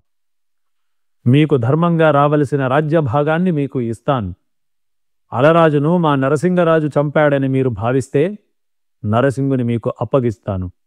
ఇట్లు నలగామరాజు గురజాల ప్రభువు అని వ్రాసి ఉంది. సంధి కుదర్చడానికి వచ్చిన 4 రాజులలో ఒకడైన చింతపల్లి రెడ్డి ఈ పత్రాన్ని చదివి వినిపించాడు. కొలువుదీరి ఉన్న పెదమలిదేవుడు యుద్ధరంగంలో సేనలు సమాయత్తమయ్యాక గాని నలగామరాజుకు కళ్ళి తెరిపిడి పడలేదా? తీరా అంతా నిశ్చయమయ్యాక ఈ సంధి సంప్రదింపులేమిటి? నలుగురు నవ్వరా? మనము నగుపాట్ల పాలుగామా అని ప్రశ్నించాడు. బ్రహ్మన్న కోరమీసం దువ్వి, రణరంగంలో బలాబలాలు తేల్చుకుందామనుకున్న నాగమాంబ ఇప్పుడు ఇట్లా మారిపోయిందేమిటి? స్త్రీలకు చపలత జన్మ హక్కు కాదు కదా అన్నాడు. దీర్ఘకాల తర్జన భర్జనలు జరిగాక లోక కళ్యాణం కోసం, పల్నాటి పచ్చదనం కోసం ఈ సంధిని అందరూ ఆమోదించారు. నల్లకొండ మీద నుంచి క్రిందకు పరికించిన బాలచంద్రుడికి అసంఖ్యాక సేనావాహిని కారంపూడి రణక్షేత్రం దాపున కనిపించింది. బాలుడు అపరిమిత ఆనందంతో, ఉద్రేకంతో పల్నేటి భుజాన చేయి వేసి, వీరపల్నేటి, పల్నాటి వీరుల వీరత్వం ఖండఖండాంతరాలకు తెలిసిపోయే క్షణం ఆసన్నమయ్యింది. ఒక్కసారి ఈ అఖండ సేనావాహినిని చూడు. నల్లకొండను చీల్చుకుని ప్రవహించే ఈ నాగులేటి వరవడి, పల్నాటి వీరుల వీరరక్తంలో విజృంభిస్తున్న నాగులేటి నీళ్లు, ఈ కొండరాళ్లు వీరత్వం నలుదిక్కులా పంచిపెడుతూ అమర సందేశాలు వినిపిస్తున్నాయి. నలగాముని సేనాధిపతుల్ని ఇప్పుడు నీకు పరిచయం చేస్తాను విను. పడమటి దిక్కుల్ల పౌజుల్ల బ్రహ్మన్న కదన రంగమ్ములో కొదమసింగమ్ము, తూర్పు దిక్కున దిక్కు గణపతి, యుద్ధ ధర్మములోన గుణపతి, దక్షిణా భాగమ్ములో మంత్రి నాగమ్మ, మంత్రాంగమ్ములో అమ్మలకు అమ్మ, ఉత్తరమ్మున ఉన్నవాడు రామన్న, కత్తు యుద్ధములో పెద్ద పేరన్న, వీర హెచ్చరిక జేయు నరసింగరాజు, పేరమ్మ పెనిమిటిని కూల్చినావాడు, మనసాటి ఎవ్వరు మహిళోన లేరు, మనతోటి పోరులు వీరులెంకెవరు. బాలచంద్రుడి మాటలు విన్న పేర్నీడు, అన్నా, నీవు చెప్పినట్లు నేల 4 చెరుగుల సైన్యం సమాయత్తమై ఉంది. ఈ కొండ నుండి మార్గం అర్థం కావడం లేదు. వెళ్లాలంటే శత్రు సైన్యాన్ని వెనక నుంచి దాటాలి. వెనక నుంచి చణికేవాడు వీరుడు కాడు, భీరుడు మాత్రమే. అక్కడ పరిస్థితి ఎట్లా ఉందో మనకు తెలియదు. ఈ మహాప్రవాహం లాంటి సైన్యాన్ని చూసి తెలివిగలిగిన నాగమ్మ ఆఖరి క్షణాల్లో సంధి ప్రయత్నం చేయవచ్చు. ఏం చేద్దాం అన్నాడు. ఇది ఆలోచించాల్సిన విషయమే అన్నాడు బాలచంద్రుడు. వెలమల ధోర్ణియుడు క్షణం ఆలోచించి, వీరులకు వీరుడై పగవారి గుండెలో పదును బల్లానివై శత్రు శిరస్సులను తుత్తినియలు చేయగల నీకు చెప్పగలిగేదేమున్నదన్నా? మనం కనుమదిగి రాచబాటన పెదమలి దేవుణ్ణి కలుసుకుందాం. ప్రభువుల ఇష్టం వచ్చినట్లు చేద్దాం. ఏమంటావ్ అని ప్రశ్నించాడు. బాలుడు తల ఊపి అట్లాగే అన్నాడు. ఆ తరువాత బాలచంద్రుడు సవరాల గోడిగా అనే జాతి గుర్రాన్ని అధిరోహించి అలరాజు తనకు ఇచ్చిన అమూల్య ఖడ్గాన్ని వరలో దోపి, కాలం వృథా అవుతున్నదని కళ్ళాలు బెగబెట్టి గుర్రం డొక్కలో ఒక్క తన్ను తంతే అది కుప్పించి గాలిలో తేలుతున్నట్లు నల్లగొండ మీద నుంచి ఒక్క ఉదుటున క్రిందకు చంగలించింది. అంత ఎత్తు నుంచి దూకిన గుర్రం విజయగర్వంతో సకిలించింది. అప్పటిదాకా స్తబ్దుగా ఉన్న రణక్షేత్రం కొండ మీద నుంచి దూకిన గుర్రాన్ని చూడగానే గుండెలు అవిసిపోయినట్లు బిత్తరపోయింది. యుద్ధభూమి అంతా అతాకుతలమైంది. పల్నాటి వీరభారతం 27వ భాగం. కొండ దిగి వచ్చిన ధోర్ణీయుడు మిగతా వీరులు బాలచంద్రుణ్ణి కలుసుకున్నారు. బాలచంద్రుణ్ణి చూడగానే నరసింగరాజు మృత్యువు కొండ దూకి వచ్చింది అని వీరులు మనస్సుల్లో అనుకున్నారు. బాలచంద్రుణ్ణి చూసి విస్తుబోయిన బ్రహ్మన్న, నువ్వెందుకొచ్చావ్ అని ప్రశ్నించాడు. వీరుల్ని అడిగే అధికారం ప్రభువులకు కూడా లేదు.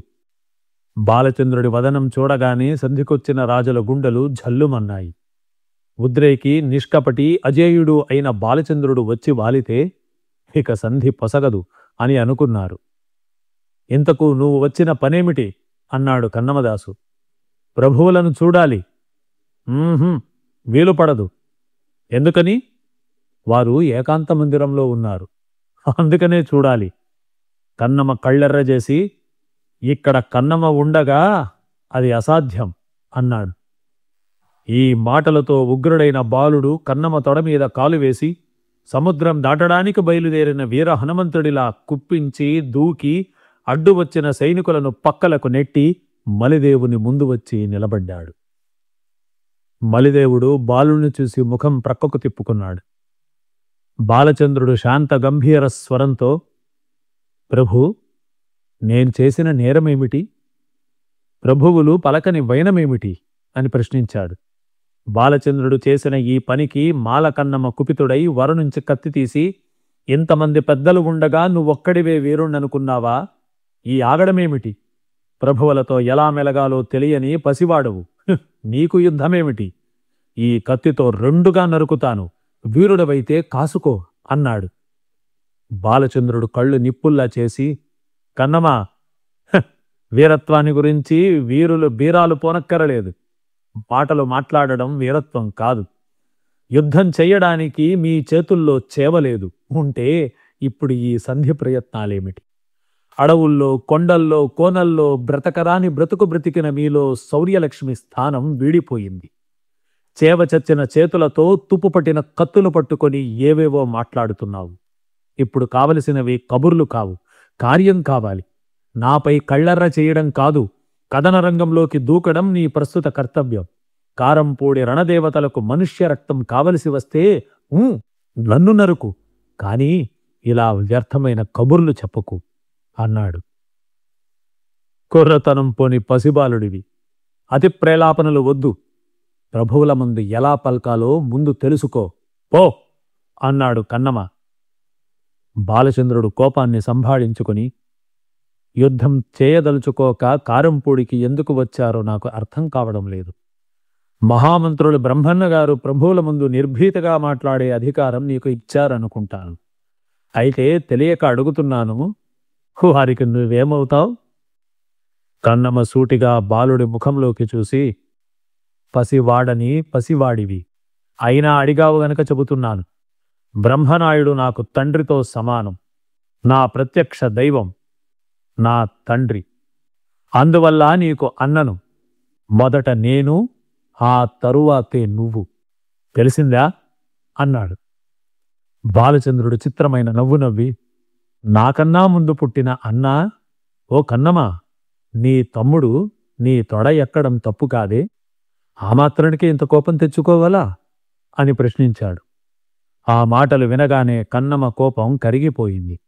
బాలచంద్రుడి పసిముఖాన్ని చూడగానే ఆర్ద్రతతో ద్రవించి, తమ్ముడు, నన్ను క్షమించు. అలవిమాలిన కోపంతో నిన్ను అనరాని మాటలన్నాను. ఇంత జరిగినా నిశ్శబ్దంగా కూర్చొని ఉన్న మలిదేవుడి వైపు తిరిగి కుపిత స్వరంతో బాలుడు ఇట్లా అన్నాడు. కోడిపొందం మోసమని తెలిసినా ఆనాడు మీరు నోరు మెదపలేదు. అలరాజును చంపినా, ఆలమందలను పడిపించినా శాంతం శాంతం అని పల్నాటి క్షాత్రాన్ని మంటగలిపారు.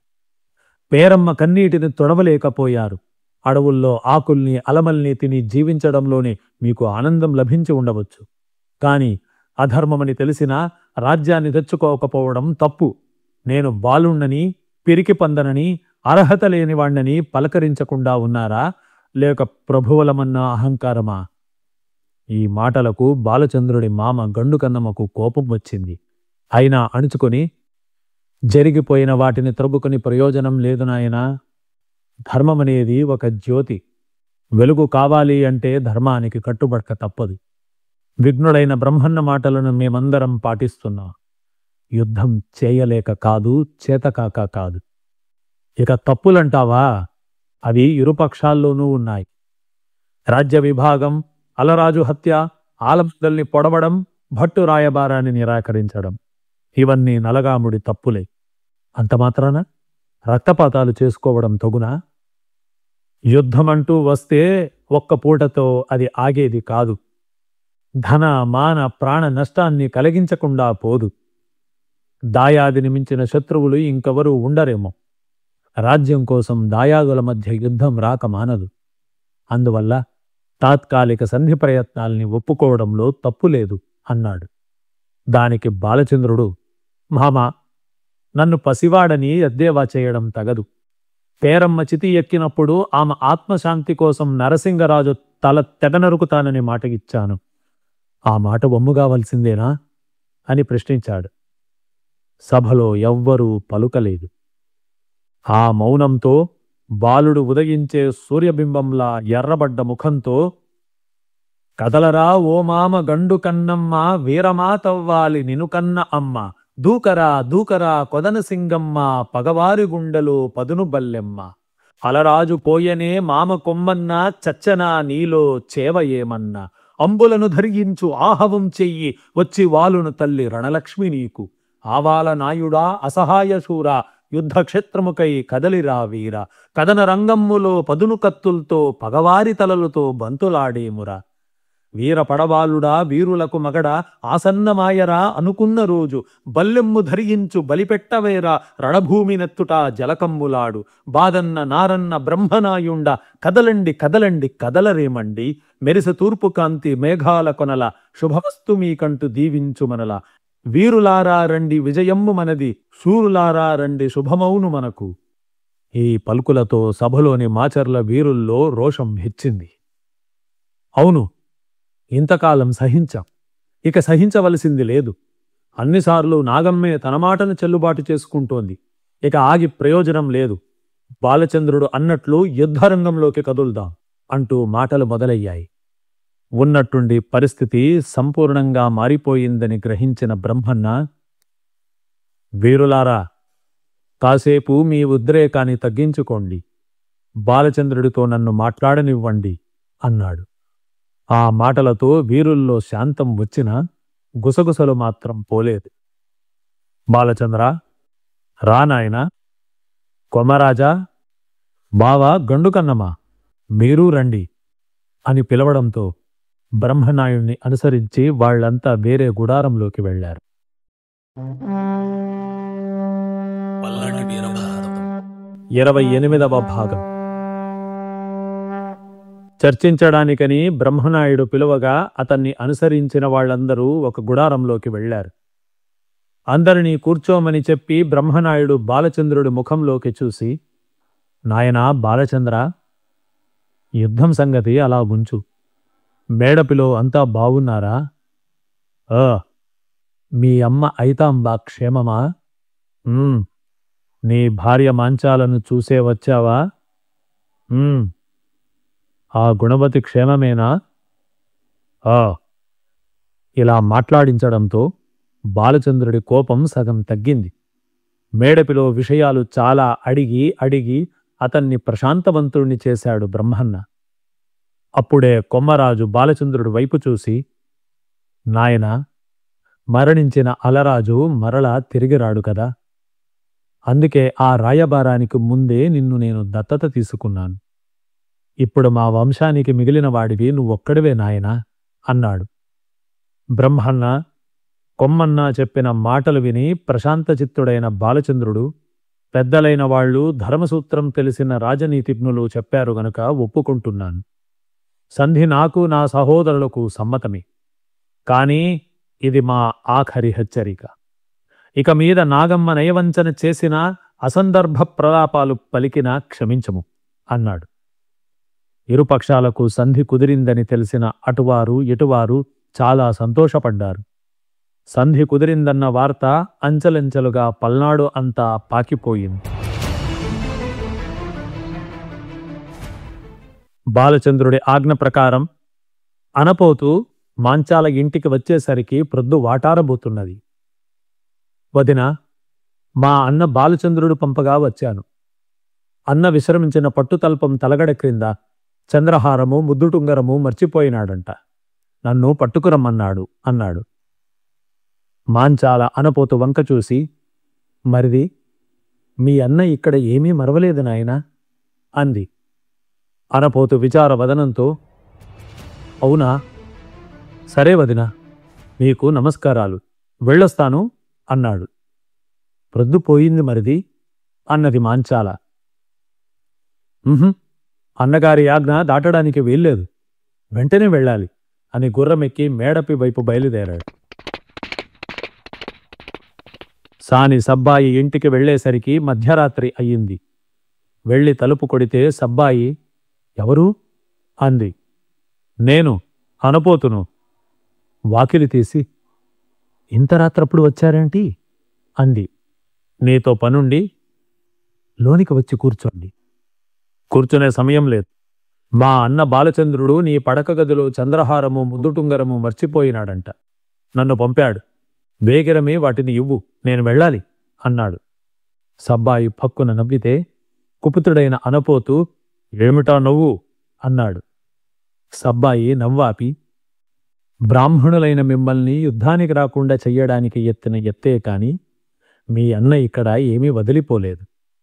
మీరు యుద్ధరంగంలోకి రావద్దంటే బాధపడతారని మీ మొహాన చెప్పలేక ఇటువంటి పన్నాగం పన్ని ఉంటాడు బాలచంద్రుడు అన్నది. సబ్బాయి మాటలతో అనపోతూ ఆలోచనలో పడ్డాడు. ఆలోచిస్తూనే సరే వెళ్ళొస్తా అని చెప్పి గుర్రమెక్కి ఆఘమేఘాల మీద కారంపూడి వైపుకు బయలుదేరాడు. రాత్రితో బాటు అనపోతు ప్రయాణము గడుస్తోంది. క్లిష్టతరమైన మార్గంలో మసక మసక వెన్నెల్లో ప్రయాణం చేస్తున్నాడు. త్రిపురాంతకం పొలిమేరల్లో ఉండగా బాలభానుడి రంగులు తూర్పు మేఘాల అంచుమీద ఎర్ర రంగు పూస్తున్నాయి. ఉదయం లేత వెలుగులు పరుచుకుంటున్నది. ఎదురొచ్చిన కాపు సమూహాన్ని ఆపి ఇటు గుర్రాల మీద వెళుతూ వీరులు ఎవరైనా మీకు కనిపించారా అని అడిగాడు అనపోతు. లేదయ్యా అన్నారు వాళ్ళు. గుర్రం అలసి నోట నురగలు కక్కుతున్నారు. నిన్న బాలచంద్రుడు అతని సోదరుడు ఎక్కడైతే విశ్రాంతి తీసుకున్నారో సరిగ్గా అక్కడే ఆగాడు అనపోతు. నిద్రలేమితో మండుతున్న కళ్లను తుడుచుకున్నాడు. గుర్రం సెలయేటిలో నీరు త్రాగి పసిరికను తింటున్నది. తిన్నె మీద కూర్చున్న అనపోతుకు కొమ్మకు వ్రేళ్లాడుతున్న రావియాకు కనిపించింది. ఆకుపైన అక్షరాలున్నాయి. వెంటనే లేచి దానిని అందుకున్నాడు. ఆ పత్రం తనను ఉద్దేశించి వ్రాసింది. దాన్ని చూడగానే అనపోతు గుండెలో అలవికాని జ్వాల రేగింది. బ్రాహ్మణుడిగా పుట్టడం వల్ల కారంపూడి రణక్షేత్రం తనని నిరాకరించిందని వీరుడైన అనపోతు చాలా ఖేదపడ్డాడు. అన్నా బాలచంద్ర, నన్ను ఎంత మోసం చేశావు? అనపోతు పరాక్రమం అతనిలోనే అంతమైపోవాలా అని విలపించాడు. చేయగలిగింది లేదు. మంచో చెడో నిర్ణయించాల్సిన దాన్ని అన్న బాలచంద్రుడే నిర్ణయించేశాడు. వీరుడైన అనపోతుకు యుద్ధరంగంలోకి వెళ్లలేని తన మీద తనకే అసహ్యం వేసింది. ఒక్క మాటలో చెప్పాలంటే జీవితం మీదే విరక్తి పుట్టింది. వీరులను రణరంగంలోకి రాకూడదనే ఆంక్ష కులానుసారంగా వర్తిస్తూ ఉంటే మరి వీరత్వం సంగతేమిటి అన్న ప్రశ్న వచ్చింది. బాల్యం నుంచి సమవయస్కులై ఒకరి ప్రాణం మరొకరుగా పెరిగిన బాలచంద్రుడి నుంచి విడిపోయిన అనపోతు హృదయం పగిలి ముక్కలయ్యింది. అయితే అనపోతు హృదయంలో చాలా కాలం నుంచి ఒక కోరిక ఉన్నది. నలగాముని సైన్యంతో వీరవిహారం చెయ్యాలని, పగవారి గుండెలను చీల్చాలని. కాని బాలచంద్రుడి ఆజ్ఞ ప్రకారం నిన్నటి వరకు ఉన్న ఆశలన్నీ ఇవాళ సమూలంగా నాశనమైపోయాయి. అతను అలవిమాలిన ఇటువంటి దుఃఖంలో ఉండగానే కారంపూడి వీరులకు తినుబండారాలు తీసుకువెళుతున్న మాడచి అనే ఆడది పల్లకి ఎక్కువెళుతూ కనిపించింది. రావి చెట్టు నీడన దిగాలుగా కూర్చున్న అనపోతును చూసి, నాయనా, ఇక్కడ ఒంటరిగా ఏం చేస్తున్నావు అని ప్రశ్నించింది. అనపోతు విషయాన్నంతా విపులీకరించి, కురుక్షేత్ర యుద్ధంలో వీరవిహారం చేసిన పాండవ కౌరవ గురువరేణ్యుడు ద్రోణుడు బ్రాహ్మణుడు కాదమ్మా. బ్రహ్మాస్త్ర ప్రయోగం తెలిసిన అశ్వత్థామ బ్రాహ్మణుడు కాడ. రాజవంశాలను 21 సార్లు సంహరించి క్షత్రియ రక్తంతో జలకమాడిన పరశురాముడు మా జాతివాడు కాదా? అటువంటప్పుడు వీరుడెవడైనా ఒకటి. యుద్ధంలో వీరత్వం ముఖ్యం కానీ నా బ్రాహ్మణత్వం ముఖ్యం కాదు కదా. అలాంటప్పుడు ప్రాణంలో ప్రాణంగా పెరిగిన మా అన్న బాలచంద్రుడు ఇంత నిర్దయగా నన్ను ఇలాగ యుద్ధం చెయ్యనీయకుండా ఆపడం తగునా? నేను ఎన్నడూ ఎవర్నీ ఏమీ కోరి ఎరగను. ఈ ఒక్క సహాయం చేసి పెట్టమ్మా. నన్ను వదిలి యుద్ధరంగానికి వెళ్లిన మా అన్న బాలచంద్రుడికి నా నమస్కారాలు తెలుపు. తోటి సోదర వీరులను పేరు పేరునా అడిగానని చెప్పు. యుద్ధంలో వీరత్వం చూపించలేని ఈ తుచ్చ శరీరం మీద నాకు విరక్తి కలిగిందని, వీరత్వంతోనే మరణించి ఆ లోకంలో వీరలోకంలో కలుసుకుంటానని వాళ్లకు చెప్పు అన్నాడు. పల్లకి బోయేవాళ్లు అనపోతు వంక చూస్తున్నారు. అటు తిరిగి గడ్డి మేస్తున్న గుర్రం ఇటుకు తిరిగింది. అనపోతు మొలలో నుంచి సర్రున కత్తి దూసి అమిత వేగంతో తలను నరుక్కున్నాడు. రక్తం మచ్చలు మచ్చలుగా చింది పచ్చిగడ్డిలో ఎర్రటి పూత పూయించింది. గుర్రం హృదయ విదారకంగా సకిలించింది. ఈ ఘోర భయానక దృశ్యాన్ని చూసిన మాడచి గుండెల విశాల తండ్రి చెన్నకేశవా అని అరచింది. పల్లకి మోసే బోయిల గుండెలు అవిసి కళ్ళు చెమర్చాయి.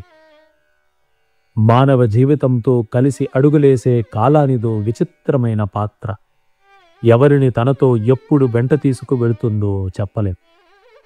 పుత్రమరణాన్ని తెలుసుకున్న అనపోతు తల్లిదండ్రులు గుండెలు బాదుకుంటూ అలవిగాని శోకంతో విలవిలలాడిపోయారు. అనపోతు శరీరాన్ని శాస్త్రోక్తంగా అగ్నిదేవుడికి సమర్పించారు.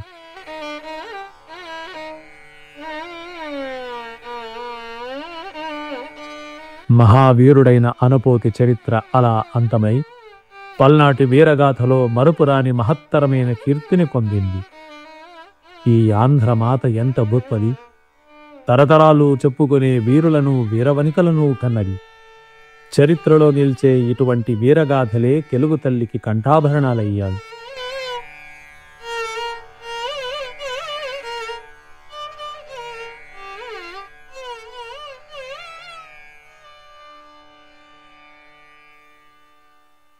అనపోతు మరణంతో పెళ్ళుబొగుతున్న దుఃఖాన్ని మాడచి అదుపులో పెట్టుకుని కారంపూడికి బయలుదేరింది. యుద్ధక్షేత్రంలోకి వచ్చాక తను తెచ్చిన తినుబండారాలను అక్కడ ఉంచి బాలచంద్రుడి దగ్గరికొచ్చి, నాయనా బాలచంద్ర, నీ తమ్ముడు అనపోతు నుంచి నీకొక కానుక తీసుకొచ్చాను అంది. బాలచంద్రుడి చిరునవ్వుతో కానుక ఏమిటది మాడచి అన్నాడు. ఇదే నాయనా అని రక్తంతో తడిసిన అనపోతు జంధ్యాన్ని, అతను తల నరుక్కున్న కత్తిని ఇచ్చింది. జరిగిన వృత్తాంతాన్నంతా వివరించి చెప్పింది. బాలచంద్రుడు అలవిమాలిన బాధతో విలవిల్లాడిపోయాడు. తన బహిప్రాణమైన అనపోతును తనే బలిపెట్టుకున్నాడా, లేక త్రిపురాంతక దేవుడు ఆ అనపోతు రక్తాన్ని కోరుకున్నాడా?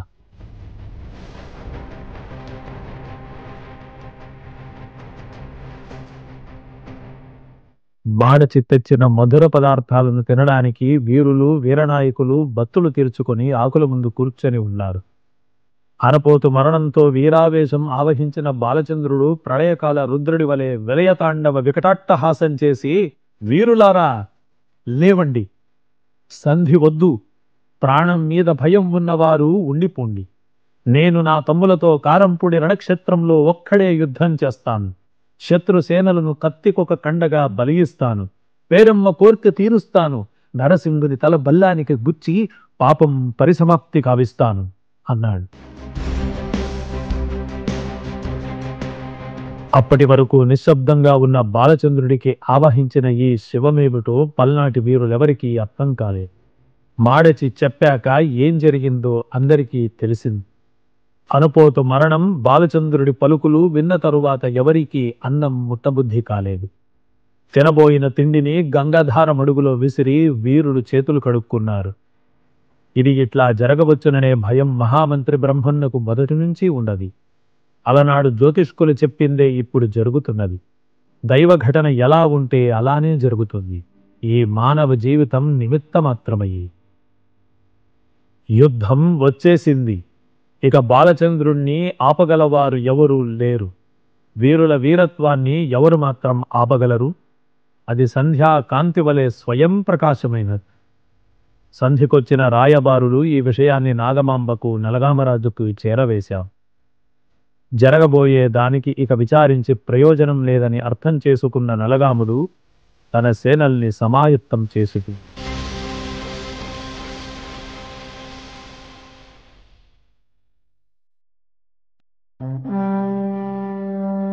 పల్నాటి వీరభారతం 29వ భాగం. ఇరుపక్షాల సేనలు సమాయత్తమయ్యాయి. జరగబోయే దానికి విచారించి ప్రయోజనం లేదని తెలుసుకున్న నలగాముడు తన సేనలను సమాయత్తం చేసుకున్నాడు. వీరులైన 6 తమ్ములను పేరు పేరున పిలిచాడు బాలచంద్రుడు. కదలరా కదలరా కమ్మర్ల పట్టి, కత్తులతో కుత్తుకలు తరగాలి నువ్వు, కంసాలి చందుడా కరుణమాటే వలదు కథన రంగమ్ములో కాలుడు వికమ్ము కుమ్మర్ల తమ్ముడా కూరి సఖుడా అడ్డు వచ్చిన వారి గుండెల్ని చీల్చు మంగళి మల్లుడా మగవారి మగడ మధ్యందిన మార్తాండుడి వికమ్ము చాకలి చందుడా చేవగల్గిన వాడ చేతకుంతమ్ము ధరించి రమ్ము వెలమలా దోర్నీడ వేయి వీరుల సమమ వీర రక్తము త్రాగి విహరించు తండ్రి వీరులారా రండి విజయమ్ము మనది శూరులారా రండి శుభమౌను మనకు. బాలచంద్రుడు పలుకులు విన్నాక అన్న ఆజ్ఞను శిరసావహించి తమ్ములు యుద్ధరంగంలోకి దూకారు. బాలచంద్రుణ్ణి యుద్ధ విముఖుణ్ణి చేయడానికి పెద్దలైన వారంతా మరొక్కసారి ప్రయత్నించారు. కాని బాలుడు అందరి మాటను పెడచెమనబెట్టాడు. పేరమ్మ తుది కోర్కెను తీర్చాలి, నరసింగుని తలను కొట్టాలి, నేను బ్రహ్మనాయుడి కొడుకునైతే, ఐతాంబ నోముల ఫలాన్ని అయితే, చెన్నకేశవుని వరప్రసాదినే అయితే, ఆడిన మాట తప్పని శీలం వారి బాలుణ్ణే అయితే, ఈ మాటను నెరవేర్చి నా చెల్లెలు పేరమ్మ నా మీద పెట్టుకున్న నమ్మకాన్ని వమ్ము చెయ్యను. ఆమె ఆఖరి కోరిక తీర్చి పైలోకంలో ఉన్న ఆమె ఆత్మకు శాంతి చేకూరుస్తాను అన్నాడు.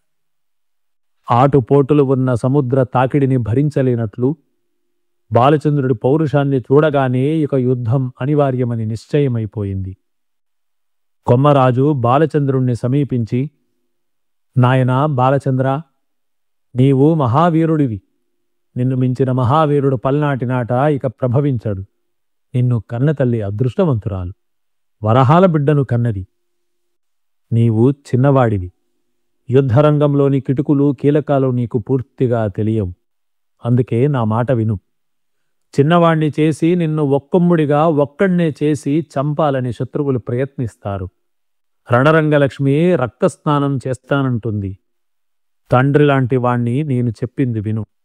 మహావీరులైన వాళ్లకే ఒక్కోసారి ఒళ్ళు జలధరించే సంఘటనలు జరుగుతాయి యుద్ధాల్లో అన్నాడు. ఆ మాటలకు పక్కున నవ్విన బాలచంద్రుడు, కొమరాజా, నీ హితవులు విననందుకు నన్ను తిట్టు. రణలక్ష్మి నన్ను ఆవహించి ఉంది. నాలోని పగ మంటలా మండుతోంది. ఆనాటి అభిమన్యుడి వలె గురజాల వీరుల గుండెల్లో నిద్రపోతాను. మొక్కవోని ఇంద్రుని వజ్రాయుధంలా అలరాజు ఇచ్చిన కత్తి ఇదిగో నా దగ్గర ఉంది. కారడు విని చిన్న నిప్పురవ్వ మండించడం లేదా? నేను అంతే. నిప్పురవ్వనై రాజి రాజి రగిలి రగిలి జాజ్వల్య ప్రకాశమానమైన మంటనై గురజాల సైన్యమనే కారడువిని మండిస్తాను. పిరికివాళ్ల జోలికి పోను. కేవలం వీరులతోనే యుద్ధం చేస్తాను. ముందు నరసింగరాజు తల తరిగి చరిత్రలో చిరకాలం నిలిచిపోతాను. వీరులు బ్రతికితే సుఖాల్ని అనుభవిస్తారు, చస్తే స్వర్గాన్నే పొందుతారు అన్నాడు. బ్రహ్మన్న తన వీరుల్ని చూసి, లాభం లేదు, పరిస్థితి చేయి జారిపోయింది. ఈ బాలుడిని ఇక ఆపలేం. యుద్ధం వచ్చి గొంతు మీద కూర్చున్నది. కత్తి పదును మీద మెరుస్తున్నది. వీరులారా వినండి, యుద్ధం జరగబోతున్నది. ఈ బాలుడు దానికి నాందీ గీతం పాడాడు. భరతవాక్యం ఎవరు ఎలా పలుకుతారో తెలియదు. ఇది దివ్య పుణ్యభూమి, పావన నదీ నదాలతో పునీతమైన పుణ్యస్థలి, మహావీరులు జన్మించిన వీరభూమి, వీరమాతలు ప్రభవించిన నేల ఈ నేల. యుద్ధరంగం నుంచి తిరిగి వచ్చిన భర్తలకు రక్తపారాయణ దిద్దిన వీరవనితలను కన్న దేశం ఇది. మన మీద వైరంతో నాగమ్మ మనలను అష్టకష్టాల పాలు చేసింది. రాజధర్మాన్ని మరచి కుతంత్రమే ప్రాణంగా బ్రతికింది. అలాగని మనం అధర్మయుద్ధం చెయ్యకూడదు. కొన్ని రణరంగ సూత్రాలు ఉన్నాయి, వాటిల్ని పాటిద్దాం. చేత ఆయుధం లేనివాణ్ణి చంపకండి. పారిపోయేవాడిని క్షమించి వదిలిపెట్టండి. పుట్ట ఎక్కి కూర్చున్నవాణ్ణి కొట్టకండి. శరణు అన్నవాణ్ణి కాపాడండి. వృద్ధులను గౌరవించండి. స్త్రీలను చెరపట్టకండి. ఈ సూత్రాలను పాటిస్తూ ధర్మయుద్ధం చేద్దాం. వీరులారా బయలుదేరండి, మాచర్ల ప్రభువులకు విజయాన్ని చేకూర్చండి అన్నాడు. బ్రహ్మన్న మాటలతో వీరులు యుద్ధ సన్నద్ధులై కదలసాగారు. తన కుమారుడు భుజం మీద చేయి వేసి బ్రహ్మన్న, నాయనా, కాలం నీ మీద మహత్తరమైన భారాన్ని మోపింది. దాన్ని నీ అవక్ర పరాక్రమంతో నిర్వర్తించు. యుద్ధంలో వెనక ముందులు జాగ్రత్తగా చూసుకో. చేతకాక చాటుదెబ్బలు వేసే చవటలుంటారు. శత్రువుకు వెన్నివ్వకు, అది క్షాత్రం కాదు. రణరంగంలోని కేకలకు చెయ్యి కంపించకూడదు. మాచర్ల చెన్నకేశవుడు నీకు రక్ష. ఈ పుడమి తల్లి నిన్ను సదా కాపాడుగాక. బాలచంద్రుడు తన తండ్రి పాదాలను తాకి, నాన్నా, మీ పేరు నిలబడతాను అని యుద్ధరంగం వైపుకు కదిలాడు. తెలుగునాట ఇంత గొప్ప యుద్ధం జరిగినట్లు మరెక్కడా దాఖలాలు లేవు. కవుల కళాలకు అందనంత గొప్ప పోరు జరిగింది. వర్ణించనలవి కాని భీకర సమరమది. అటూ ఇటూ వీరులు కత్తులతో బల్లాలతో పలకరించుకున్నారు. రణవాద్యాలు మ్రోగాయి, శంఖాలు పలికాయి. కేకలతో, పెడబొబ్బలతో, కత్తుల మ్రోతతో, ఏనుగుల ఘీంకారాలతో, గుర్రాల గిట్టల చప్పుళ్లతో కారంపూడి రణక్షేత్రం మారుమ్రోగిపోతుంది.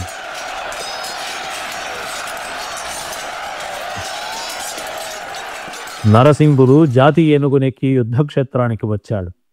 అసంఖ్యాక సేనావాహిని అతని వెంట ఉన్నది. వీరులైన వారు అతన్ని కాపు కాస్తున్నారు. నరసింగును చూసి బాలచంద్రుడు భీకరమైన కేకవేసి శత్రు సైన్యంపై దెబ్బతిన్న బెబ్బులిపులిలా హుంకరించి దూకాడు. శత్రువీరులు అతనికి ఎదురొడ్డారు. వారిని కత్తి విసురునకు ఒక్కరిగా నరకసాగాడు. తలలు, కాళ్ళు, చేతులు తెగిపడ్డాయి. ఏనుగులు తొండాలు తెగి ఘీంకరించాయి.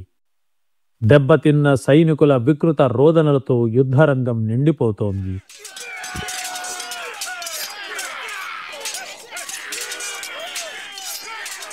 ఆవహించిన వీరత్వంతో దక్షయజ్ఞంలో పరమశివుడి వలె విజృంభించిన బాలుడు వీరుల్ని పేరు పేరున పిలిచి మరీ చంపాడు.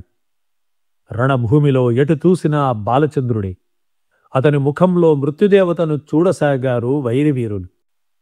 కదన రంగంలో కదమసింగమై, కాలుడై, అగ్ని అయి, అసహాయ శూరుడై, ఒకడే అనేకులై బాలుడు చేసిన యుద్ధం చెప్పడానికి వీలు కానిది. అతని విజృంభణకు శత్రువుల గుండెలు వడికాయి. కత్తులు జారిపడ్డాయి. గుర్రాలు బెదిరాయి. ఏనుగులు తిరోగమించాయి.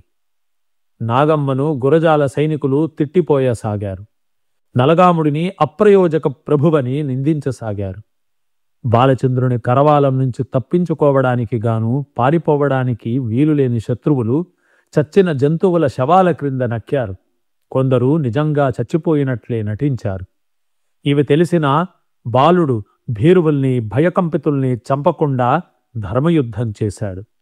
ఇలా బాలుణ్ణి ఉపేక్షించే లాభం లేదని అనుకున్న శత్రువీరులు యుద్ధధర్మాన్ని పాటించకుండా గుంపుగూడి బాలుడి చుట్టూ మోగారు. బాలచంద్రుడు బొంగరంలా గిర్రున తిరిగాడు. చేతికందిన వారి శస్త్రాస్త్రాలను తన ఖడ్గంతో ఖండించాడు. కుంతం పట్టి శత్రుగుండెల లోతుల్ని చూశాడు. తెగిన తలలతో కబుర్లాడాడు. శత్రువుల చేత చుట్టుముట్టబడిన అన్న బాలచంద్రుని చూసి అతని తమ్ములు జతకట్టారు. వారి కత్తుల మోతకు కథనరంగం కంపించసాగింది. ఇప్పుడు బాలుడు గదాయుద్ధాన్ని చేస్తున్నాడు. పగవారి తలలు ఫట్ ఫట్ ఫట్ అని చెట్లసాగాయి. వీరుణ్ణని కలయబడిన ప్రతివాడికి భూమి మీద నూకలు లేకుండా చేస్తున్నాడు బాలచంద్రుడు. ఇది చూసిన నరసింగరాజు తన భటుల్ని పిలిచి, వీరులారా రండి, 16 ఏళ్ల ఒక్క బాలుణ్ణి చంపకపోతే మనకే అప్రతిష్ఠ. యుద్ధభూమి నుంచి పారిపోయినవాడు బ్రతికినా చచ్చినట్టే. భీరువైనవాడు జంతువుతో సమానం. రండి రండి అని ఎలుగెత్తి అరిచాడు. నరసింగుని మాటలతో పౌరుషం పొడుచుకు వచ్చిన కొంతమంది పారిపోవడాన్ని ఆపి మళ్లీ యుద్ధరంగంలోకి దూకారు. అంతా కలిసి ఒంటరిగా ఉన్న బాలుడిని చుట్టుముట్టారు. అంతమందిని చూసినా బాలుడు అధైర్యపడలేదు. కత్తికి 3 నరికాడు. బల్లానికి 4 తలల్ని గుచ్చాడు. మొత్తం కారంపూడి రణక్షేత్రం జుగుప్సాకరంగా ఉంది.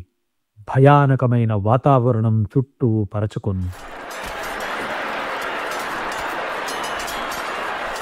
నేల 4 చెరుగులా నెత్తురుతో తడిసింది. రక్తం కాలువలై ప్రవహిస్తోంది. తెగిన తలలతో, అవయవాలతో నేలంతా పండి రాలిన కాయలతో నిండినట్టుంది. మానవ మాంసం ఖండఖండాలుగా పోగులు పడి ఉంది. మెదళ్ళు కాళ్ల క్రింద చితికి పిప్పిగా మారుతున్నాయి. చచ్చిన శవాల్ని రాబందులు పిక్కు తింటున్నాయి. కంటికి కనిపించని పిశాచగణాలు రక్తదాహం తీర్చుకొని నరమాంస భక్షణతో గుర్రుమని త్రెంచినట్టు ఏవేవో అరుపులు వినబడుతున్నాయి. భూతభేతాళ గణాలతో రణకాలిక వికటాట్టహాసం చేస్తున్నట్టుంది. చచ్చిన గుర్రాలతో, ఏనుగులతో, పేరు తెలియని పీనుగులతో నిండి ఉన్న కారంపూడి రణక్షేత్రం నయన భీకరంగా ఉంది. తోటి వీరులు బాలుని ఖడ్గజ్వాలకు ఆహుతి కావడం చూసి నరసింగరాజు నలగాముని రక్షణలోకి పరిగెత్తాడు. బాలుడు వెంటపడ్డాడు. ఎవడినో పొరపాటుగా నరసింగరాజు అని అనుకుని వాడి తల నరికి బల్లానికి గుచ్చి బ్రహ్మనాయుడు దగ్గరకు పరిగెత్తుకు వచ్చాడు. బ్రహ్మన్న బాలుడి వీర రసావతారాన్ని, బల్లానికి గుర్చిన శిరస్సును చూసి నిశ్చేష్టుడయ్యాడు. తేరిపారి చూసిన తరువాత, "ఈ తల నరసింగుడిది కాదు బాలచంద్ర" అన్నాడు. అది నరసింగుని తల కాదని తెలుసుకున్న బాలుడు మళ్ళీ రణరంగంలోకి దూకాడు. పల్నాటి వీరభారతం ఆఖరు భాగం. బాలచంద్రుడు కాసెగట్టి గోచపెట్టి సామంత రాఘవులా అనే భయంకరమైన ఆయుధాన్ని చేత ధరించి యుద్ధరంగంలోకి చిచ్చరపిడుగులా మళ్లీ దూకాడు. అయితే బాలచంద్రుని వదిలి అతని తమ్ములు ఎన్నడూ ఉండరు. అవక్ర పరాక్రమంతో రెండవ బాలచంద్రుడిలా విజృంభించినవాడు వెలమల దోర్నీడు. బాలుడు సామంత రాఘవుల అనే ఆయుధాన్ని పట్టుకుంటే అతని తమ్ముళ్ళు గదలను ధరించారు. మదమెక్కిన సింహల్లా శత్రువుల మీదకు దూకారు. దెబ్బతిన్న బెబ్బులుల్లా వీరవిహారం చేశారు. రణక్షేత్రం నుంచి నరసింగుడు తప్పుకుంటే బాలుడు పెద్ద గొంతుకతో ఇట్లా పిలిచాడు, "పెరికిపందా, నరసింహ, ఎక్కడ్రా? వీరుడవైతే వీరరక్తం ఉంటే నా ఎదుట రారా, చేవచచ్చిన చవట! ఛీ! ప్రాణభయంతో పారిపోయిన పిరికిపందా!" బాలచంద్రుడు ఆడిన మాటల్ని చారుల ద్వారా తెలుసుకున్న నరసింగుడు పౌరుషం తెచ్చుకుని చాలామంది సైనికుల్ని వెంటబెట్టుకుని యుద్ధరంగానికి వచ్చాడు. నరసింహరాజును చూసిన బాలుడు, "మా అలరాజును చాటుగా చంపిన చవట నువ్వే కదా? రారా, బాహాబాహి పోరాడుదాం" అన్నాడు. నరసింగును కాపాడడానికి వచ్చిన కేరళరాజు కుమ్మరిపట్టి చేతుల్లో చచ్చాడు. కర్ణాటరాజు కంఠాన్ని దోర్నీడు తెగనరికాడు. మాళవరాజును మంగలి మల్లుడు వేటుకు కూల్చాడు. అదే క్షణాన బాలచంద్రుడు నరసింగరాజు ఎక్కి కూర్చున్న భద్రగజ కుంభస్థలం మీదకు ఒక్క ఎగురి ఎగిరి దూకాడు. దూకి సామంత రాగోలతో ఒకే ఒక్క పోటు పొడిచాడు. నరసింగుని భుజం భగ్గుమన్నట్టయింది. చూసుకుంటే రక్తం చిమ్ముతోంది. కత్తిని విసరబోయాడు నరసింగు. కత్తివేటు నుంచి తప్పుకున్నాడు బాలుడు. 2 గడియల సేపు జరిగిన ఈ భయంకర యుద్ధాన్ని అటూ ఇటూ వీరులు తమ తమ పోరాటాల్ని ఆపి మరీ చూశారు. బాలుడు రాను రాను పెచ్చు పెరిగిపోతుంటే నరసింగుడు నిర్వీర్యమైపోతున్నాడు. బాలచంద్రుడు సామంత రాగోలతో నరసింగుడి పొట్టను ఒక్క పోటు పొడిచి బయటకు లాగితే వాడి పేగులు ఆయుధాన్ని చుట్టుకుని బయటకు వచ్చాడు. గుండెల్లో గుచ్చితే గుండె 2గా చీలి వీపు వెనక్కు వచ్చింది. ఆ తరువాత ఒకే ఒక్క వేటుకు తల తెగి ఏనుగు మీదే ప్రాణం విడిచాడు నరసింగరాజు. కుత్సితమో కుతంత్రమో ఏదో ఒకటి చేసి గురజాలకు ప్రభువు కావాలని కలలు కన్న నరసింగరాజు చరిత్ర అలా అంతమైపోయింది.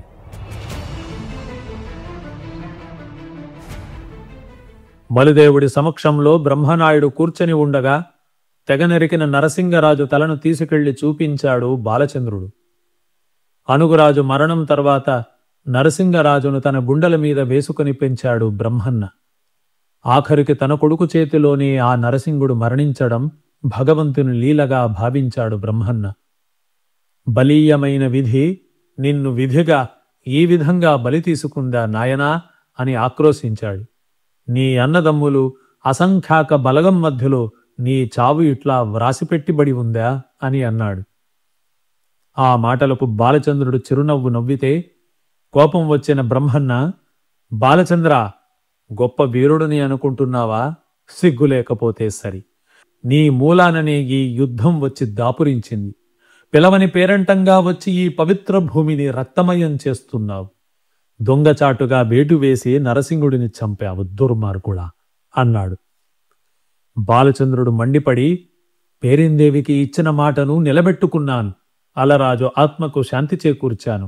అసలు ఈ యుద్ధానికి కారణం నేను కాదు, నువ్వే మలిదేవుని పెళ్లి పిలుపుకు వెళ్లి మెత్తని ప్రభువు ఆజ్ఞ జవదాటడనే గర్వంతో కోడిపందానికి ఒప్పుకొని ప్రభువుల్ని అరణ్యాల పాలు చేశావు. భట్టును రాయబారానికి పంపగా అలరాజును పంపి నాగమ్మ కుతంత్రానికి అతన్ని బలిపెట్టావు. యుద్ధరంగానికి కదిలివచ్చి యుద్ధం చెయ్యకుండా ఇప్పుడు ధర్మాలు ఉపదేశిస్తున్నావు. చేయకూడని పనులన్నీ నీవు చేసి నా మీద నిందలు మోపడం తగదు. నరసింగుడిని దొంగచాటుగా చంపలేదు, వీరోచితంగా యుద్ధం చేసే చంపాను. నేను ముమ్మాటికి వీరుణ్ణి అన్నాడు. ఛీ, పిరికి పంద! ఒక్క శత్రువును చంపి తలపట్టుకు వచ్చి నీ వీరత్వాన్ని ఇక్కడ ప్రచారం చేసుకుంటున్నావా? యుద్ధం ఇంకా జరుగుతూ ఉంటే పేరు కోసం ఆశపడి శత్రువుకు వెన్నిచ్చి వస్తావా? ఛీ అన్నాడు బ్రహ్మనాయుడు. తండ్రి పలికిన హీనమైన మాటలకు కించపడిన బాలచంద్రుడు మళ్లీ యుద్ధరంగానికి పరుగెత్తావు.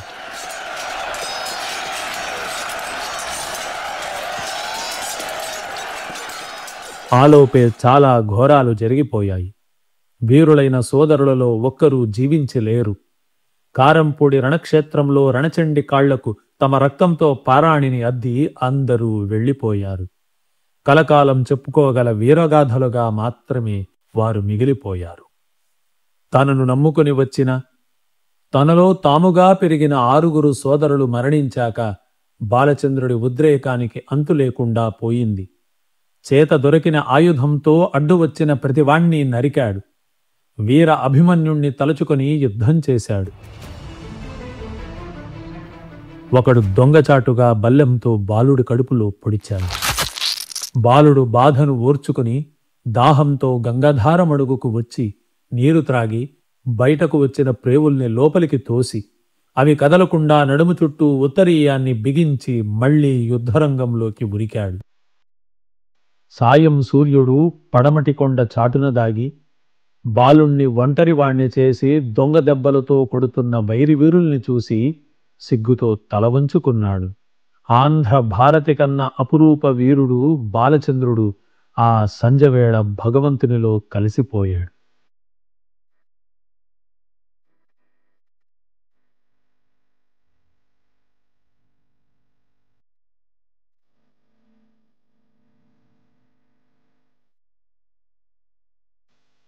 సూర్యుడు అస్తమించిన తరువాత లోకం చీకటిని కప్పుకుంది.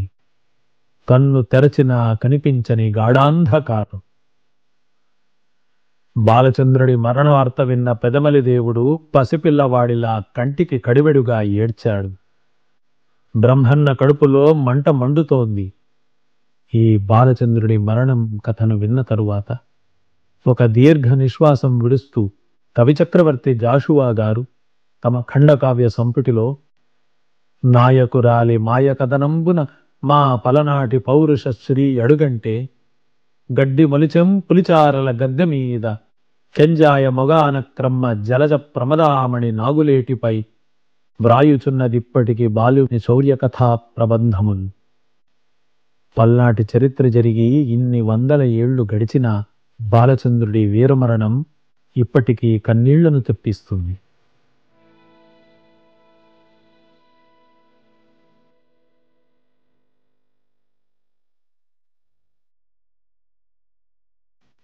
భర్త మరణ వార్త విన్న వీరపత్ని మాంచాల పురుషవేషం ధరించి మేడపి నుంచి బయలుదేరి జాతి గుర్రాన్ని ఎక్కి ఆఘమేఘాల మీద యుద్ధభూమికి వచ్చి రణరంగంలో ప్రళయకాలికలా విజృంభించి బరిసపోటుకు నేలకూలి భర్త ప్రక్కకు దొర్లుకుంటూ వచ్చి మరణించింది. మాంచాల వంటి వీరపత్నుల రక్తంతో తడిసి పునీతమైన ఈ పుణ్య తెలుగు భూమిలో పుట్టినందుకు గర్వించని తెలుగువాడెవ్వడు? గౌరవంతో ఆ వీరులకు తలవాల్చి గౌరవాన్ని చూపించని వాడెవ్వడు? వీరత్వం నివాళి పట్టిన తెలుగు ఆడపడుచుల కథలకు కరగని తెలుగు గుండె కలదా?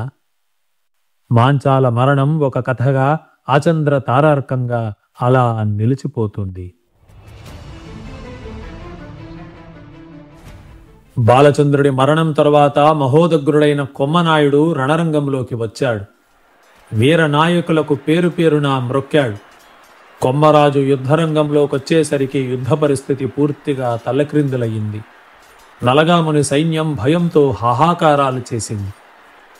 కొమ్మరాజు ద్రోణాచార్యుడంతటి విలువిద్యా ప్రవీణుడు, నిష్ఠా గరిష్ఠుడైన శివభక్తుడు, అంతేకాక యుద్ధరంగపు మెలకువలు బాగా తెలిసినవాడు. అటువంటి వాడు యుద్ధరంగానికి వచ్చాడన్న వార్త వినగానే నాగమ్మ కాళ్ళు చల్లబడ్డాయి. కొమ్మరాజుకు ఎదురు నిలబడి యుద్ధం చేయగలిగిన వాడెవడూ తమ పక్షంలో లేడు. తను యుద్ధరంగానికి వచ్చి నిలబడి ఉన్నానని, ధైర్యముంటే వచ్చు కాచుకోమని కబురు పంపాడు కొమ్మరాజు. దాంతో కొమ్మరాజుకు సాటి కాకపోయినా తన దగ్గర ఉన్నవాళ్లలో ఎన్నదగ్గ వెలుకాడైన సోమశేఖరుడనే వాణ్ణి పిలిపించాడు నలగాముడు. ఈ సోమశేఖరుడే అనుగురాజు బిడ్డలు అందరికీ విలువిద్య నేర్పింది. సోమశేఖరుడు చాలామంది వీరుల్ని వెంటబెట్టుకుని యుద్ధరంగానికి వచ్చాడు. యుద్ధంలో కొమ్మరాజు విలువిద్య ప్రావీణ్యతను చూసి సోమశేఖరుడికి మతి చెడిపోయింది. అర్జునుడు అమ్మలపొదిలోంచి బాణాలను వదిలినట్లు కొమ్మరాజు యుద్ధం చేస్తూ ఉంటే శత్రువులు బాణానికి ఒక్కరుగా నేలకూలుతున్నారు. అతని యుద్ధం చూసిన ప్రజలకు అదొక విచిత్రంగా కనిపించింది. సోమశేఖరుడు తన వెంట తెచ్చుకున్న సైన్యం సర్వనాశనం కాగానే బెంబేలెత్తిపోతే నాగమ్మ ధైర్యం చచ్చిపోయింది. అయినా ఇంకొంతమందిని తీసుకువెళ్లమని సోమశేఖరుణ్ణి హెచ్చరించింది. కొమ్మరాజు యుద్ధం చేస్తున్నాడని విని అతని తమ్ములు నలుగురు, అన్నా, నువ్వు తప్పుకొని కాసేపు విశ్రాంతి తీసుకో, ఈ సోమశేఖరుడి పని మేం ముగిస్తాం అన్నారు. కొమ్మరాజు తమ్ములు చూపించిన అవక్ర పరాక్రమానికి దెబ్బతిన్న సోమశేఖరుడు సైన్యాన్ని సమాయత్తపరిచి, ధర్మయుద్ధంలో ఈ వీరుల్ని గెలవలేం, కనుక అధర్మయుద్ధం చేసైనా సరే కొమ్మరాజును అతని తమ్ముల్ని హతమారుద్దాం అన్నాడు. ఈలోపు కొమ్మరాజు యుద్ధాన్ని చేస్తున్న తన తమ్ముళ్ల దగ్గరకు వచ్చి వారిని కాసేపు విశ్రాంతి తీసుకోమన్నాడు. కొమ్మరాజు యుద్ధరంగానికి తిరిగి రాగానే సోమశేఖరుడు అధర్మ యుద్ధాన్ని మొదలుపెట్టాడు. సోమశేఖరుడికి కొమ్మరాజుకు ఘోరమైన యుద్ధం జరిగింది. ఆ యుద్ధంలో సోముడి తలను తెగనెరికాడు కొమ్మరాజు. కాని ఈ లోపున విశ్రాంతి తీసుకుంటున్న కొమ్మరాజు తమ్ముళ్లను వెనకపోటుగా బల్లాలతో పొడిపించి చంపించింది నాగమ్మ. తమ్ముళ్ల అకాల మరణవార్త విన్న కొమ్మరాజు అవిశ్రాంతంగా పోరాడాడు. నాగుపామై జాతి అశ్వాన్ని ఎక్కి విజృంభించాడు. నాగమ్మ ఎన్ని వ్యూహాలు పన్నినా కొమ్మరాజును నిలువరించడం అసాధ్యమని స్పష్టమైపోయింది. కొమ్మరాజు మీద సైనికులు వచ్చి పడుతున్నారు. కాని ఎవ్వరూ ఆ మహావీరుణ్ణి ఎదిరించి నిలవలేకపోతున్నారు. అయితే కొడుకు అలరాజు హత్యతో, దత్తతకు తీసుకున్న బాలచంద్రుడి మరణంతో, ప్రాణాస్పదులైన తమ్ముళ్ల చావుతో, తన కళ్యాణ రాజవంశం అంతమైపోతుందన్న దుగ్ధతో కొమ్మరాజు అస్త్రసన్యాసం చేసి యుద్ధరంగంలో శత్రువుల చేత బాణాలు కొట్టించుకొని మరణించాడు. కొమ్మరాజు మరణంతో పల్నాటి వీరభారతంలో మరో ధృవతార రాలిపోయింది. కొమ్మరాజు మరణ వార్త విన్న పదిమలిదేవుడు కోడిపందాలతో మొదలైన పోరు ఆఖరుకు కొమ్మరాజును కూడా బలి తీసుకుంది. అలరాజు, బాలచంద్రుడు, బాదన్న, యాదన్న, పేర్నీయుడు ఇలా ఎందరో మహావీరులను నా దాయాదుల మీద పగలతో ఈ కారంపూడి రణక్షేత్రానికి నేను బలిపెట్టాను. ఇందరిని బలిపెట్టిన ఈ తుచ్చ జీవనం ఎందుకు? ఇంతమంది అయిన వాళ్లను పోగొట్టుకున్న తరువాత నేను పాలించేదేమిటి? విజయం సాధించినా ఏముంది అందులో అని విరక్తుడై అన్నపానాదులు మానేసి మౌనవ్రతం పాటించి దేహత్యాగం చేసుకుని ఈ ప్రపంచం నుంచి శాశ్వతంగా నిష్క్రమించాడు పెదమలిదేవుడు.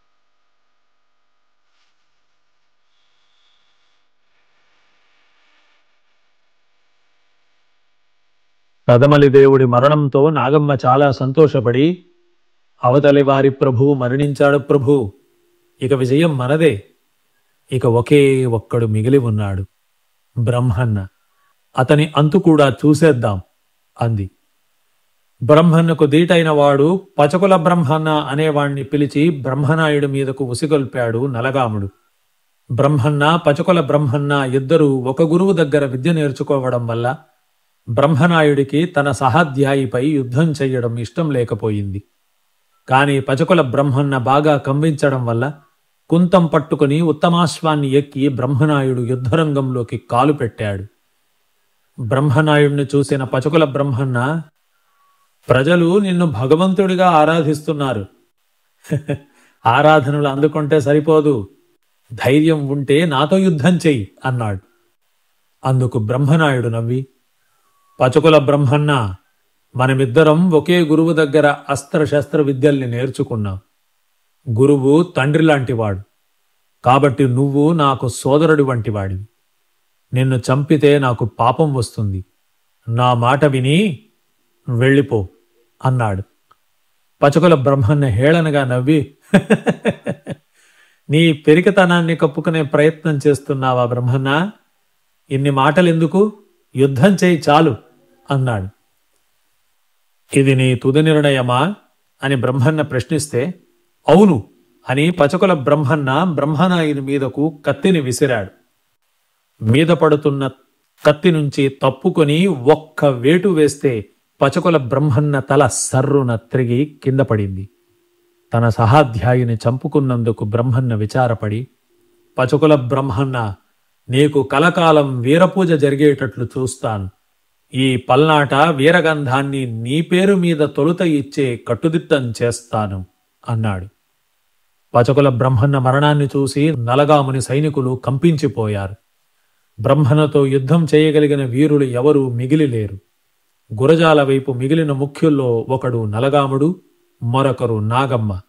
మాచర్ల వైపు మిగిలిన వారు బ్రహ్మనాయుడు, మాలకన్నమదాసు. దాదాపు ఈ యుద్ధానికి ఇదే ముగింపు అని చెప్పవచ్చు. కాని ముగింపు ముందు నాగమ్మ బ్రహ్మనాయుడి దగ్గరికెళ్ళి, వీరత్వముంటే నాతో యుద్ధం చేయి బ్రహ్మన్న అన్నది. నేను స్త్రీలతో యుద్ధం చెయ్యను అన్నాడు బ్రహ్మన్న. నేను యుద్ధరంగంలో వీరనారిగా నీ చేతిలో చావాలని అనుకుంటున్నాను అన్నది నాగమ్మ. బ్రహ్మన్న శాంత గంభీర స్వరంతో, నాగమాంబ, ఈ పల్నాటి సర్వనాశనానికి కారణమై నీ కుత్సితమైన ఆలోచనలతో, స్వార్థపర చింతనతో సహజంగా మంచివాళ్లైన గురజాల ప్రభువులను తోలుబొమ్మలు చేసి ఆడించావు.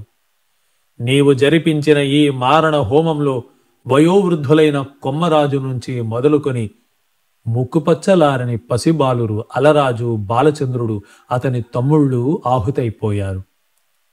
స్వార్థం, ద్వేషం, మోసం ఎక్కడిదాకా దారితీస్తుందో భావితరాలకు నువ్వు నిరూపించావు. మతం పేరుతో లేనిపోని ద్వేషాలను రగిలించావు. పుణ్య సంపాదన చేయాల్సింది పోయి లోకాన్ని పాపపంకిలం చేశావు. దీన్ని నా చెన్నకేశవుడే కాదు, నీవు నమ్మిన పరమశివుడు కూడా హర్షించడు. ఇకనైనా బుద్ధి కలిగి రాగద్వేషాలను వదిలి ఆధ్యాత్మిక సాధనతో నీ శేష జీవితాన్ని ముగించుకో పో అన్నాడు. మొండిపట్టుకు మారుపేరైన నాగమ్మ విషపు నవ్వొక్కటి నవ్వి కత్తిపై కెత్తితే కుపితుడైన బ్రహ్మన్న కుంతంతో నాగమ్మ గుర్రాన్ని ఒక్క పోటు పొడిస్తే అది విలవిలా తన్నుకు చచ్చింది. స్త్రీ హత్య కంటే జంతువధే మేలని తలిచాను కనుక బ్రతికిపోయావు నాగమ్మ. ఇకనైనా యుద్ధరంగాన్ని విడిచి వెళ్ళు అని అధికారయుతంగా ఆదేశించాడు బ్రహ్మన్న. నాగమ్మ భయంతో అక్కడి నుంచి వెళ్ళిపోయింది. అంతటా బ్రహ్మన్న నలగాముడు ఎక్కడ ఉన్నా పట్టుకుంటానని ప్రతిజ్ఞ చేశాడు. తన ఓటమి తప్పదని తెలుసుకున్న నలగాముడు ప్రాణభయంతో కొదమగండ్ల అనే చోటుకు పారిపోయి ప్రాణరక్షణ చేసుకున్నాడు. తన ప్రజల రక్తంతో తడిసిపోయిన శ్మశానం లాంటి కారంపూడి రణక్షేత్రాన్ని చూసి దుఃఖం తన్నుకొచ్చిన బ్రహ్మన్న నలగాముడిని పట్టుకుంటాను అన్న తన ప్రతిజ్ఞను విడిచిపెట్టి తపస్సు చేసుకోవడానికి వెళ్ళిపోయాడు.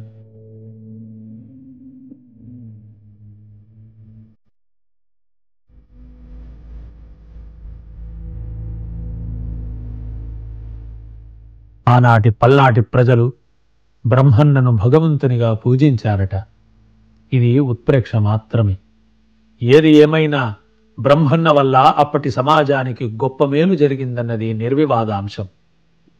నాగమ్మ బ్రహ్మన్న చెప్పిన విధంగా తన శేష జీవితాన్ని శివ సాన్నిధ్యంలోనే గడిపింది. వీరులైన తమ భర్తలు యుద్ధంలో మరణించాక అటు మేడపిలోనూ ఇటు గురజాలలోని వారి భార్యలు ఆత్మాహుతి చేసుకున్నారు. అలా పచ్చని పలనాడు హత్యలతో, వీర మరణాలతో, ఆత్మాహుతులతో మహాశ్మశానమైపోయింది. క్రూరమైన ఆలోచనలు ఎలాంటి నరకాన్ని సృష్టిస్తాయో చెప్పడానికి సోదాహరణంగా మిగిలింది ఈ పల్నాటి వీరభారతం. మారుతున్న కాలంతో పాటు పల్నాడు కూడా మారిపోయింది. కానీ వీరపూజలు పోలేదు. వీరగాథలు పూర్తిగా కనుమరుగు కాలేదు. ఎంత మారినా, ఎంత ముందుకు పోయినా మన జాతిని, చరిత్రని మనం మర్చిపోలేము, మర్చిపోకూడదు కూడా. ఎంతటి చేవగలిగిన తెలుగు వీరగాథ పొట్టకూటి కోసం పాటలు, పద్యాలు పాడుకునే వాళ్ల నోళ్లలోనే నిలబడిపోవడం శోచనీయమైన విషయం. పల్నాటి వీర చరిత్రలో మన జీవితం కనబడుతుంది. మనం గుర్తుపెట్టుకోవలసిన అంశాలు ఎన్నో ఉన్నాయి. నేర్చుకోవలసిన పాఠాలు ఉన్నాయి. ఇంతటి చేవగలిగిన తెలుగు వీరగాథ పొట్టకూటి కోసం పాటలు, పద్యాలు పాడుకునే వాళ్ల నోళ్లలోనే నిలబడిపోవడం శోచనీయమైన విషయం, బాధాకరమైన విషయం.